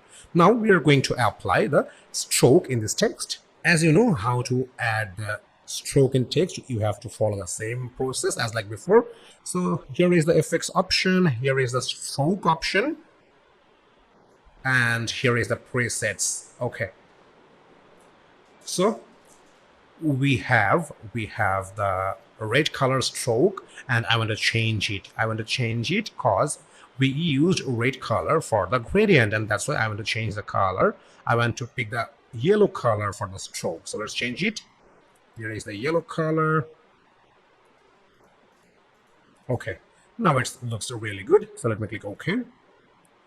Okay, so we got the gradient overlay for the text, we got the yellow color stroke, and now we will apply the bevel and emboss in this text. So let's apply the bevel and emboss. Here is the effects option, and here is the bevel and emboss option. So here is the settings for adding the bevel and emboss. So I want to increase the size first. So let's increase the size. Let's go for, okay, 43% looks good. Till yet nothing changed because till yet I didn't increase the depth. So let's increase the depth, and now it looks good. Okay, cool. And now I want to increase the soften.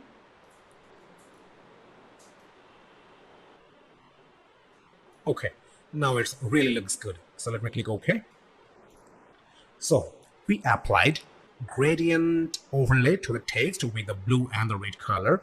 Then we applied yellow color stroke, and finally we applied the bevel and emboss to the text. And here is the combination of 3 different layer style that applied to our text. And you can take a look inside the layer panel. We got the bevel and emboss layer, we got the stroke layer, we got the gradient overlay layer. So you turn on and turn off the specific style from here. So let me show you. Let me turn off the bevel and emboss. Now it's look like this. Now let me turn off the gradient overlay. Now it's look like this. And let me turn off the stroke. Now it's look like this.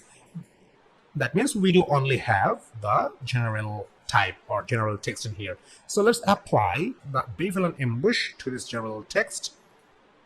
Now it looks a little bit better. Now let's apply the stroke. Now it looks much better. And after adding or turning on the gradient overlay, it looks much better than before. So this is how you will apply gradient, stroke, bevel and emboss at once in a text. So you must have to do some practice with this lesson, and I'm going to see you in next lesson. Hello. Right now we are going to learn about the stroke in Adobe Photoshop for stylize the text. So let's apply the stroke in text in Adobe Photoshop, and that's why we have to use the type tool once again. So here is the type tool, and let me write IT learners.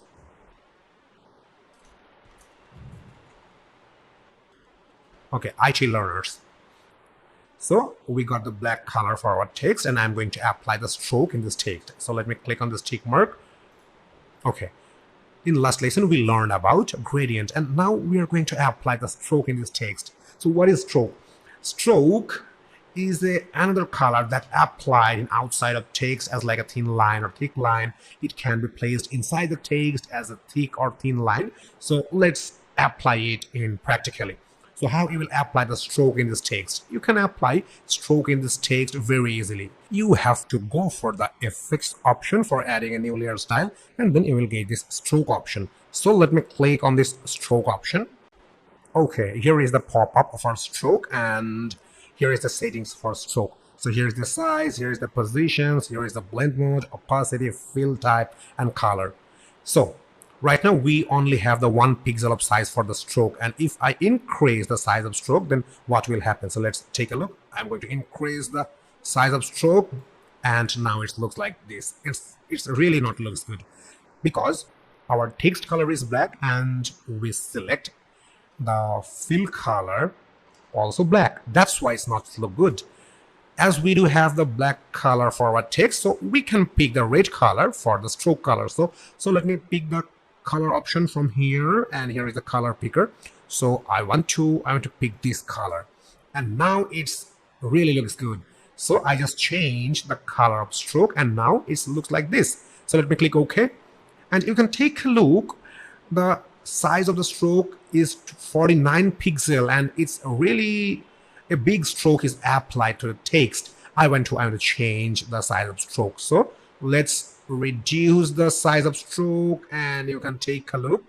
Right now we do have 10 pixel for size of stroke, and we have a red color stroke in our text, and the position of our stroke is outside. That means that red color stroke will be placed outside of the text. But if you want to change the position of text, you can do that very easily. You can do that by changing the position. You can place that stroke inside of text. So let me change the position, and let me select this inside for placing the stroke, and now the stroke is placed inside the text. But this really not looks good, so that's why I want to change the position, and I want to go for the center.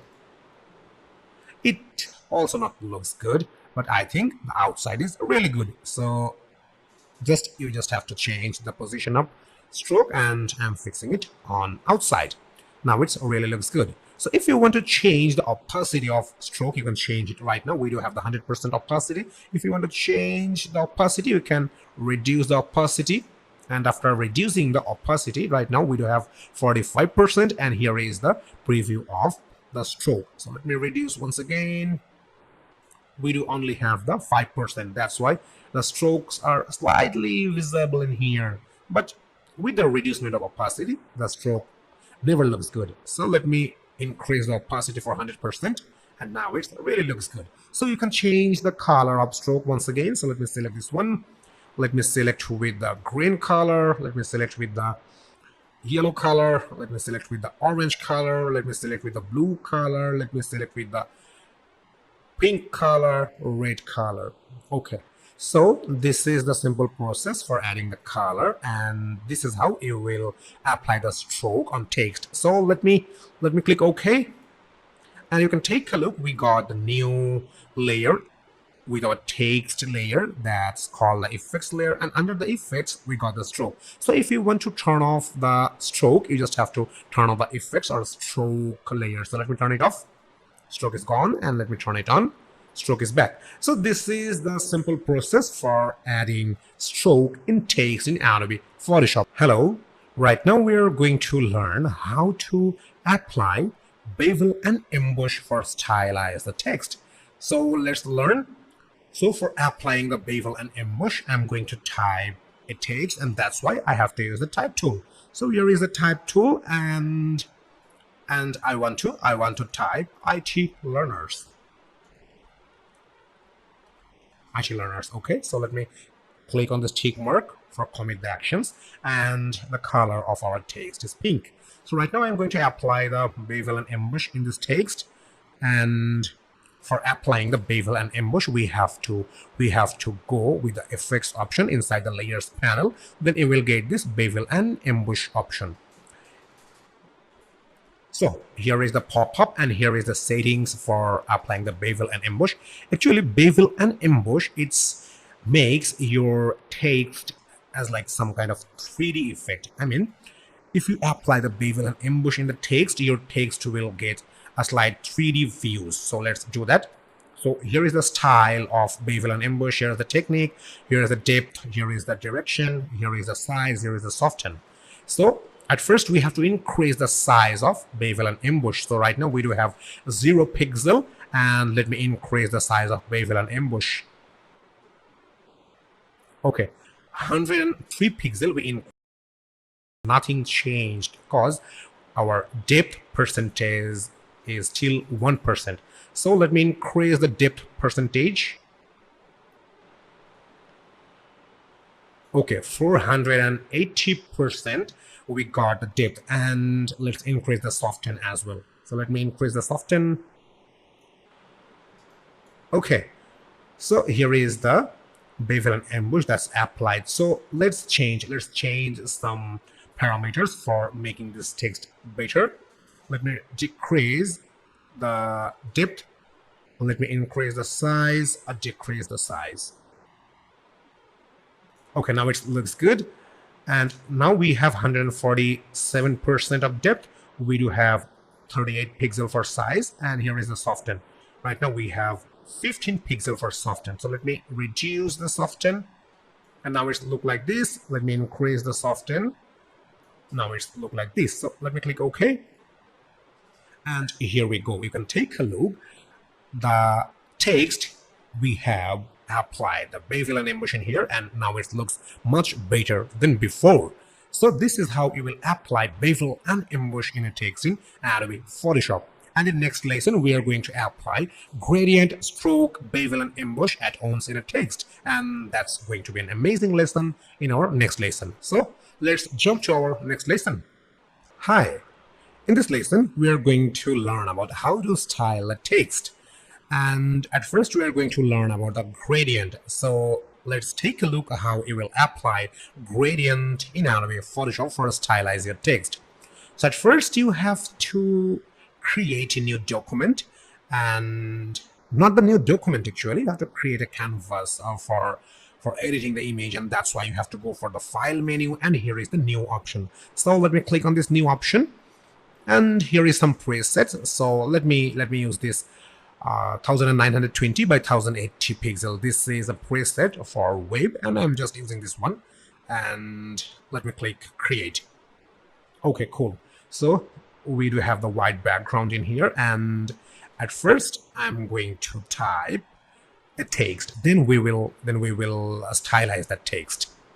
So right now we are going to use the type tool for typing the text. So what is the type tool? Here is the type tool. You can take a look. Here is a T icon inside that toolbar, and this is the type tool, or you can use T button from your keyboard as the keyboard shortcut. So let me click on this T button, and you can take a look. The cursor of your mouse should be changed as like me. So my mouse cursor is changed, but before typing some text, I want to show you something. That is, here is the text color. As we have the white color in background, and if we use the white color for typing the text, there is nothing will be understandable. So we have to change the color. So let's change the color. Here is the option for changing the color. You just have to click with your mouse, then a color picker will appear. So you can pick any color from here. So here is the red color, and here is the preview. So if you want to pick some other color like pink, blue, green, yellow, orange, you can pick it. Suppose you want to pick the pink color, you just have to select in here the pink color. Then the type of pink color will be appeared in the color picker, like light pink color, deep pink color, as well as blue color. Here is the blue color, here is the green color, here is the yellow color, here is the orange color. So I'm going to pick the red color for now, just for an example. So let me pick the red one, and let me click OK. So you can take a look. The color of text is changed, and this is the option for size of text, and this is the option for font of text. So if you click on this option, then the font that installed on your computer will be appeared. So you can pick any font from here. So right now I'm going to use this Fire Breathers font, or you can use any font from your computer. So let me use this one, and you just have to click with your mouse, and now you will be able to type the text. So let me type IT learners. Okay, so it seems the size of text is a little smaller. I want to make it bigger. So how you will do that? You can do that very easily. So let's highlight this text using the mouse. So now we will increase the size of text, and here is the option for increasing the size of text. Right now we do have 14 point, and if you click on this drop down menu, then you will get the others option. So if you want to increase more, you can go for the 24 point. Right now we have the bigger text in size. If you want to increase more, you can pick this 60 point, and if you need the large font tool or large size, then you can go for 72. Okay, so in the drop down, 72 is the top point for increasing the size of text. But if you want to increase more than 72, how you can do that? You can do that very easily. You just have to put the manual values in here. So let me show you. I want to make it for 100 point. So you just have to delete this 72 and you just have to press the delete button, or you can directly put the 100 point, and then you have to hit the enter button from your keyboard. So let me hit the enter button. Now I have the big size of text. So let's take a look how it looks like.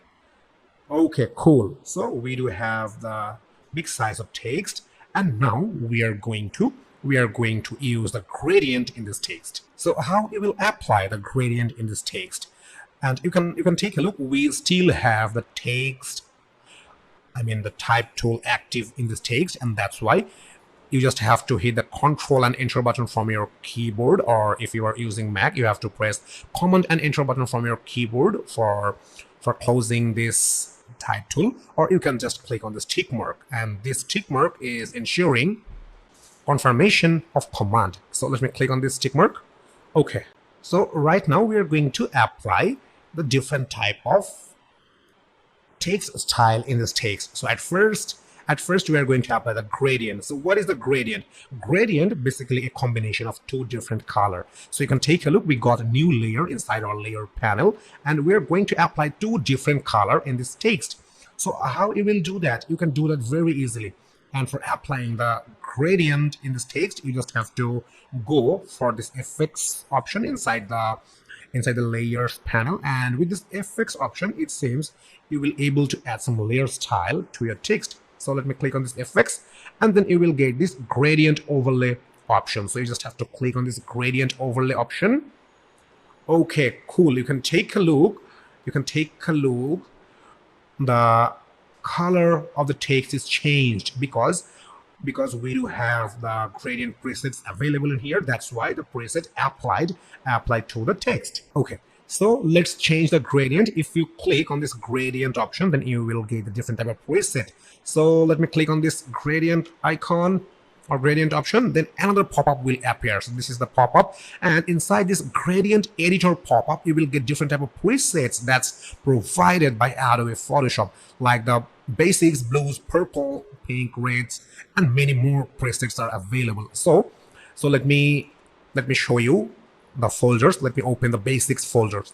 Okay, this is the basics folders, and if you pick any presets from here, the style of the text will be changed. So let me select one.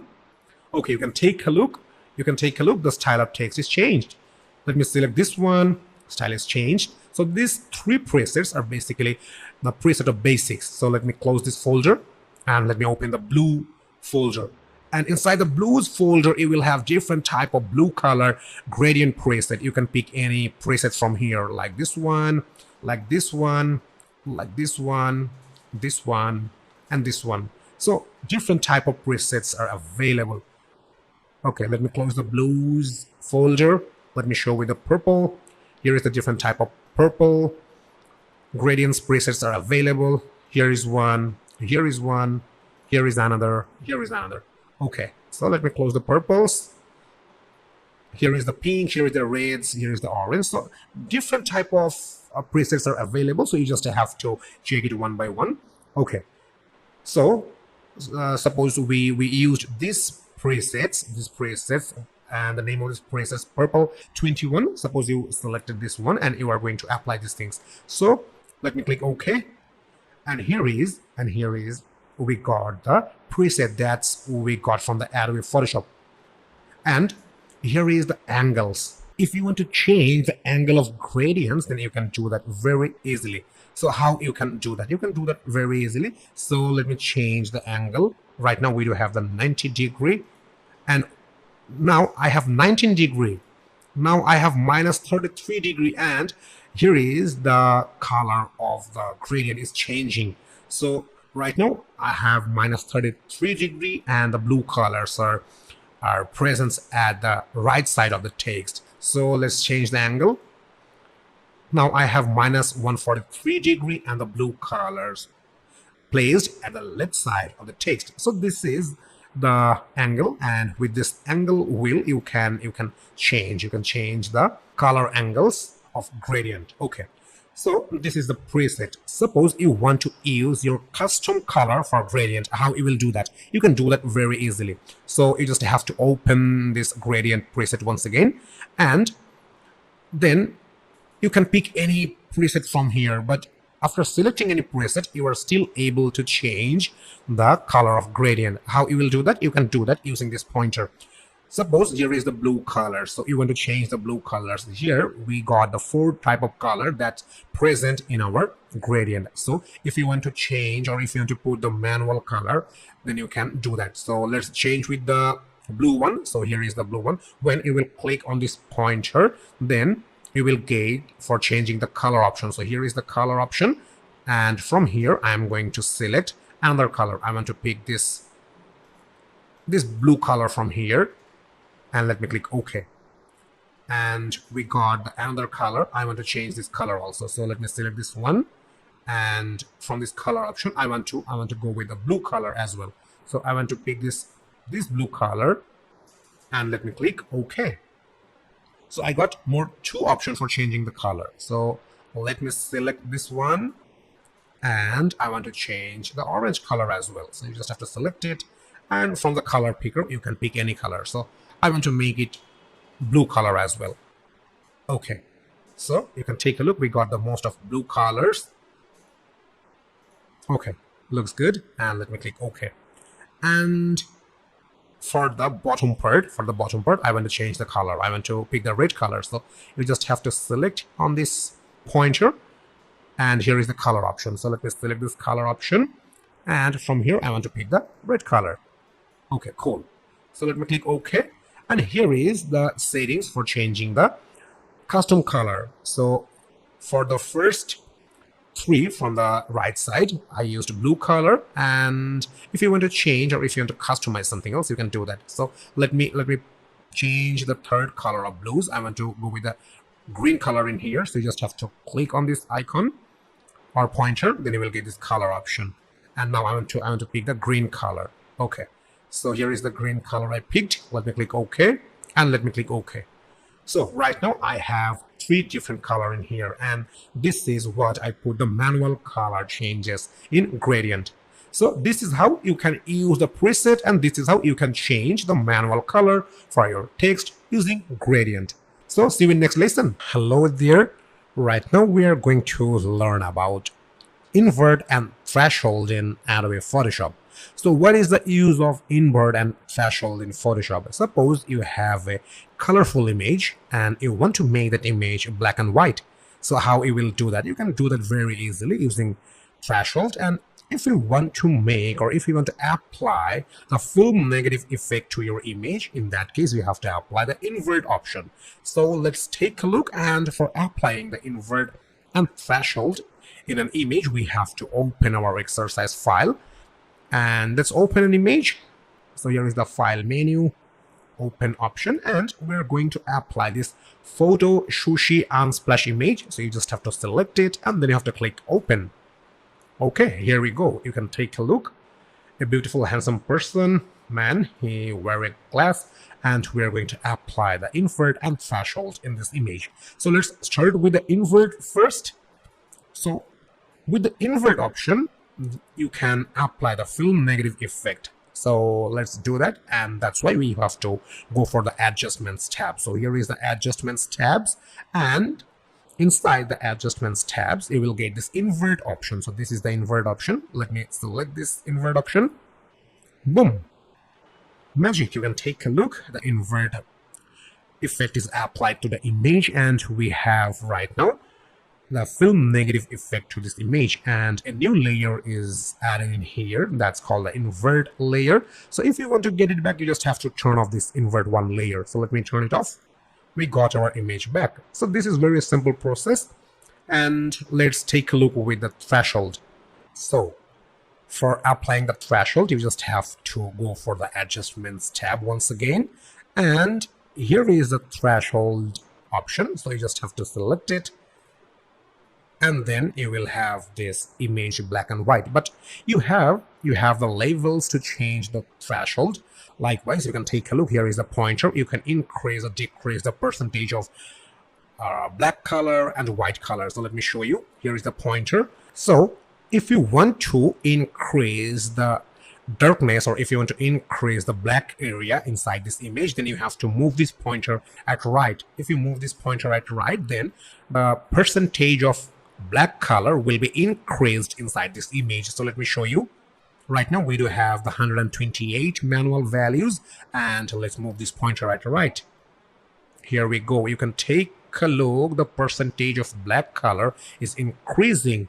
Most of the image is consumed by the black color. Let me move this pointer once again at right. It's almost dark, but it's really not looks good. So let's move this pointer at left. I want to reduce the point of threshold levels. Okay, now it looks really good, as because we do have black color and white color, and it's a good combination. So what you will do if you want to increase the percentage of white color, in that case you have to move this threshold level pointer at left. So let's do that. You just have to use your mouse to move the pointer at left, then the percentage of white will be increased. Okay, you can take a look. Right now we only do have the most of white color. So this is the use of the threshold levels, and applying the threshold you will be able to change the color of image. You can make any image black and white from a colorful image. So threshold is widely used in Photoshop for changing the color and turn into black and white. So let's do some practice. So right now we are going to learn about how to change a specific color using hue and saturation. In last lesson we learned about how to change the entire color of a shoes, and using the hue and saturation we change the color of shoes. But right now we're going to learn about the changing a specific color from an image. And you can take a look. Right now I am in the home page of Adobe Photoshop, and in the home page you will get this pop-up, and inside the pop-up you will get different type of presets, like photo presets, print presets, like the later presets, legal paper presets, tabloid presets, and here is the sizes are available. So you can pick any preset from here. If you were looking for art and illustration, then you will get this art and illustration tab, and then you will have some presets. For web you can use this web tab, then you will have the presets for web. And if you want to put the default value that you really need, you can put the values in here. Here is the field for width, and here is the field for height, and here is the resolution. So let me pick a preset from here. Likewise, 1080 pixel or 1920 by 1080 resolution. So I'm going to pick this one, and let's click on the create. So here is our image canvas, and we're going to open an image from our exercise file for changing a specific color using hue and saturation. So let's open our exercise file. Here is the file menu, and from there you have to go for open option. Okay, inside our exercise file you will get this woman with red dress image. So you just have to select it, and then you have to click open. Okay, so you can take a look. A new tab is opened, and we're going to work with this new tab. The image canvas we created, that's placed in here, and it's named as like an untitled one. So if you want to work in here, you can shift the tab, but we are going to work with this woman with the red dress JPG tab. Okay, so you can take a look. A lady, she wear a red dress, and we have a green background. So we are going to change only the dress color.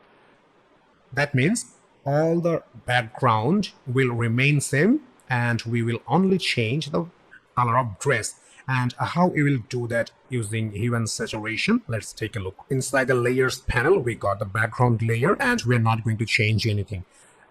So let's go to the adjustments tab, and here is the hue and saturation option. So let me click on this hue and saturation option. Okay, you can take a look. We got the field, and if you change the pointer of hue, what will happen? Let's take a look. Let me place this pointer at left. You can take a look. The color of dress is changed, but as well as the background color also changed. But we are not looking for that. We will only change the color of dress, and the background will remain same. So that's why we will not using this feature. We have to move with the master option. So let's place this hue pointer as in same position like before. So right now we have the actual image, and we have the actual values and points for hue. In this image, the girls, she wear a red dress. So we have to focus at red color first, as because we are going to change only the dress color. So here is an option called, this is master option. So you just have to select this master option, and you will get different type of color settings in here. So as this lady, she wear a red dress, so that's why we have to select this reds option. So let me select this reds option, and now we will use the hue pointer. So let's move this pointer at left. Okay, cool. You can take a look. The color of dress is changed into pink, but we have the background as same as before. So let me move this pointer at more left. We got the purple color, we got the blue color, and we got the cyan color. This is amazing. So now let's move this pointer at right. We got the blue one, we got the purple one, we got the pink one, and as well as red. So let's move more right. Okay, we got the green color. Now it looks green. And now we have the cyan color. So this is an amazing feature of hue and saturation using master option for changing a specific color. So you can take a look. We got the purple color of dress, and we have the same background as like before. So for changing a specific color, you can use this master option from the hue and saturation properties. So let's have some practice. So right now we are going to learn about the hue and saturation, and for learning hue and saturation we have to open our exercise file. So let's open the exercise file. Here is the file menu, here is the open option. And from the exercise file, you will get this Matthew Hamilton unsplash image. So you just have to select this shoe image, and the name of this image is Matthew Hamilton unsplash image. So you just have to select it, and then you have to click open. Here we go. You can take a look. We have an image of red shoes, and right now we are going to learn about the hue and saturation. With the hue and saturation, we are going to change the color of the shoe, and this is going to be an interesting lesson for you. So let's learn. You can take a look. We got the adjustments tab. Here is the adjustments tab. So you just have to click on this adjustments tab, and inside the adjustments tab, you will get this hue and saturation option. So let me click on this hue and saturation option, and you can take a look. We have the properties for hue and saturation. But if you don't have this adjustment tab on your Photoshop, or if you don't found the hue and saturation from the adjustment tab, then you just have to go for this Windows menu. Then you will get this adjustments option if still you don't have this adjustments tab. Or if you are not able to get the hue and saturation option, then you just have to click on this image menu. And from the image menu, you will get this adjustments option, and from the adjustments, you will get this hue and saturation.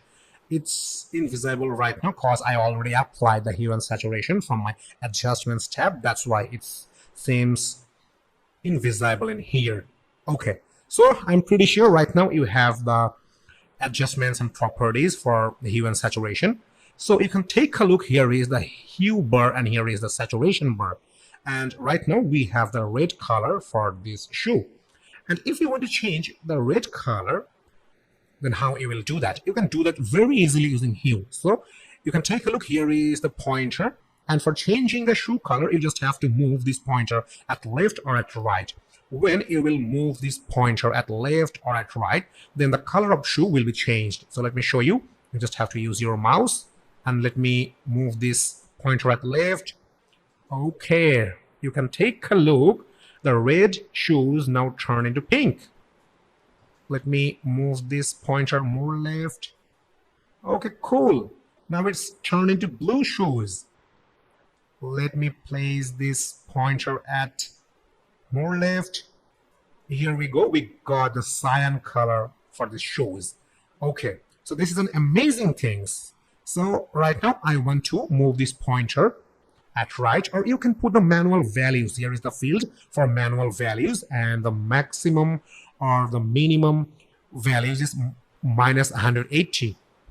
So if you put minus 180, then the pointer of the hue will place at the most left, and if you put plus 180, then this pointer will be placed at most right side. Okay, so let's move this pointer at right side. Okay, now it's blue, it's pink, it's red, it's green, and it's cyan once again. So right now we have plus 180 point, and this field is available for putting the manual values. So this is an amazing thing. With this hue option, you can change the color of shoes.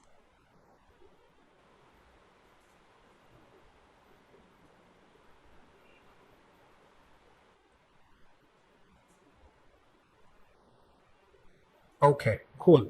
So right now we are working with the saturation, and I'm pretty sure right now you have the clear concept of how hue is working, and right now we're going to work with the saturation. So here is the saturation tab, and here is the field for putting the manual values, but I'm not going to use this field for putting the manual values because I am familiar with this pointer. If you want to increase the saturation, then you have to move this pointer at right. Let me show you. Okay, we increase the saturation and we decrease the saturation. Okay, after decreasing the saturation, now this shoe image is not seems active because I reduced the saturation point. So let me increase the saturation point. Now it looks much active. Now it's really seems more active than before. So this is how a saturation is working in Adobe Photoshop. So let me reduce the saturation. Okay, plus 25, it seems much better than before. And here is the lightness option. If you want to increase or decrease the lightness, then you can use this lightness bar. So let me show you. Let me reduce the lightness, and that's why you have to move this pointer at the left.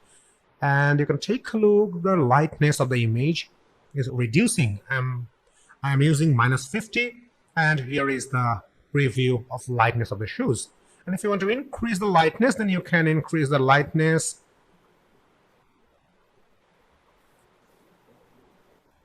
Okay, right now I have plus 36, but it not seems cool. So I think we have to place the lightness. Plus 5 seems much better. So I'm pretty sure you enjoyed a lot with this lesson because right now you know how to change the color using hue and saturation.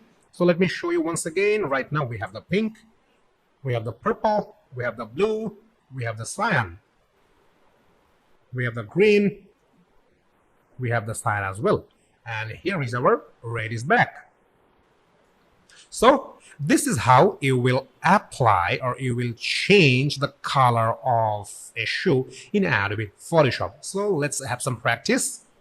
Hi, welcome once again, and in this lesson we are going to learn about vibrance and saturation. This is one of the most interesting things in Adobe Photoshop, and we are going to learn about the vibrance and saturation.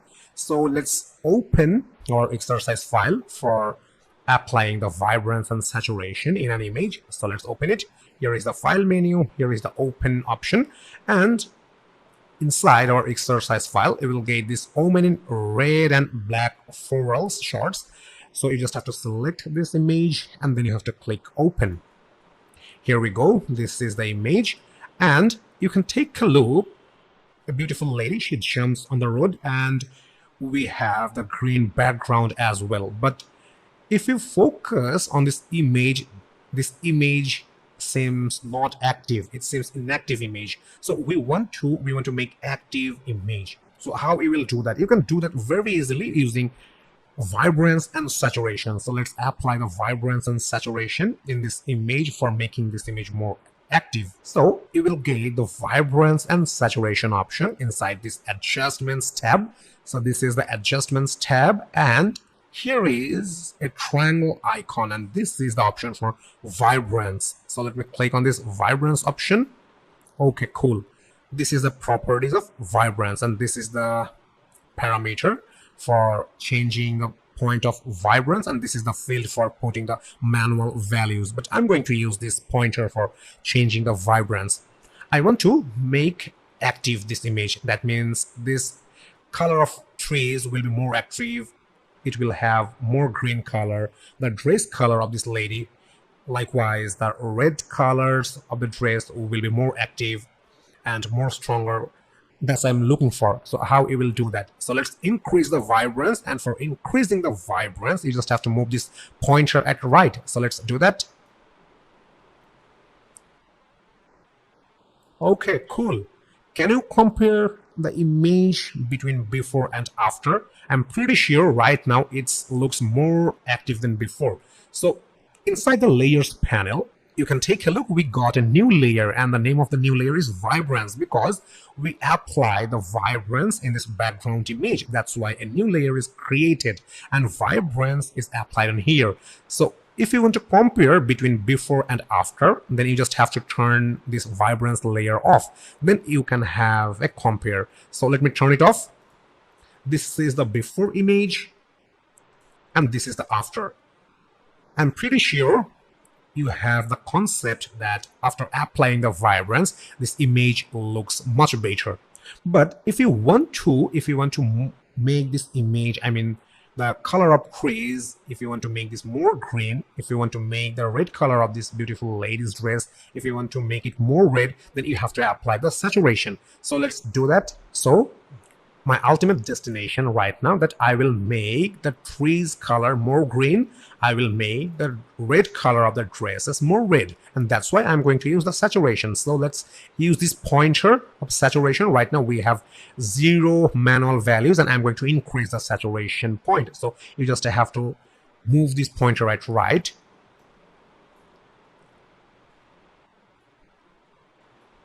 Okay, cool. Can you imagine how it's look like right now? I'm pretty sure it looks much better than before. So right now we have more active green color for the trees. We have more active red color inside the dresses. So let's compare between before and after. So let me turn off the vibrance layer. This is the previous image. And after applying the vibrance and saturation, how it looks like. Let me turn it on, this layer. And it's how it looks like. It's really amazing right now. So this is the simple process for applying vibrance and saturation in an image using Adobe Photoshop. So let's have some practice. Hello there. Right now we're going to learn about levels in Adobe Photoshop. So that's why we have to open our exercise file to apply the levels in an image. And what is the use of levels? We will look in practically after opening an image from our exercise file. So let's open it. Here is the file menu. Here is the open option. And inside our exercise file, we will get this Ilya Unsplash image. So you just have to select it, and then you have to click open. Okay, here we go. You can take a look. A beautiful lady. She wear a glass, she wear a hat, and it's a really fantastic image, and we are going to apply the levels for fixing this image. Let me ask you a question, that what is the lack of this image in your eyes? Can you tell me? Okay, you can write your opinion on the message, or you can write on the comment section. In my opinion, the lighting of this image is less, and we're going to fix the lighting for this image, and that's why we will use the levels option. So let's start the process where we will get the levels option, as we're learning right now from the adjustments tab. So this is the adjustments tab, so you will get the levels option for fixing the lighting of this image inside the adjustments tab. So let me click on here, And here is the option for labels. So let me click on this labels option, and then you will get these properties of labels. And let me tell you one thing, this pointer at left, it's indicating the darkness of the image, and the pointer at right, it's indicating the lightness of the image. As we are going to increase the lightness of this image, that's why we have to work with this right pointer. So as we are going to increase the light, so let's move this pointer at left side, then the light of the image will be increased. So let's do that. Let me click on this pointer and move at left.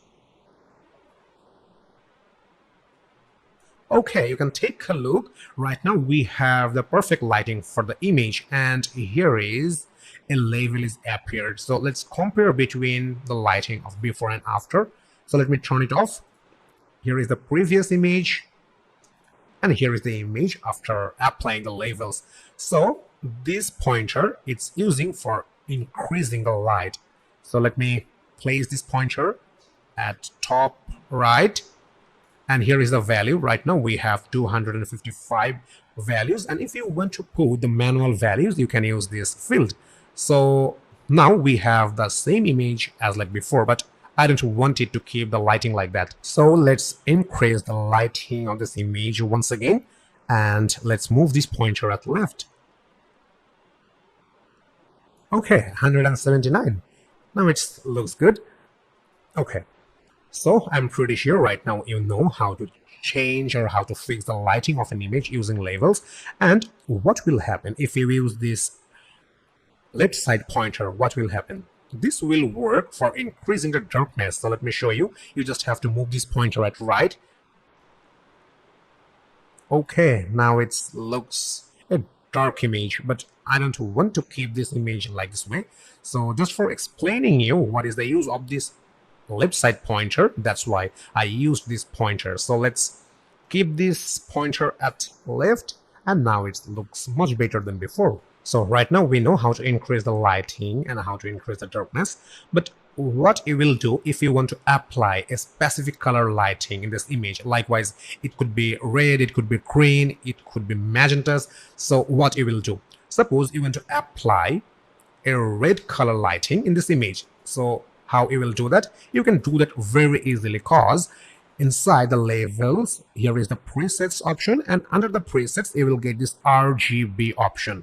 So you just have to select this RGB option, and then you will get this 3 type of different option like red, green and blue. So as I was saying that I'm going to apply the red lighting effect in this image, that's why I'm going to select this red option, and then you will have the different settings, and this is the settings only for applying the red color. So that means the red lighting will be applied if you use this right side pointer. So let me apply the red lighting effect to this image, and that's why you have to use this right side pointer, and you have to move this pointer at left. Okay, cool. You can take a look. Here is the 200 values, and now we apply the red lighting effect to this image. If you want to apply the green lighting effect, then you just have to select this option, and then you will get this green option. So let me select this green option, and here is the pointer. So let me move this pointer at left.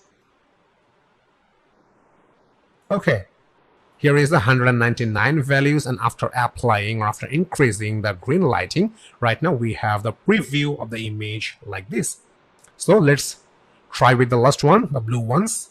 So here is the blue, and let's increase the lighting of blue. So here is right now we do have 255 manual values, and I'm going to increase the blue lighting. Okay.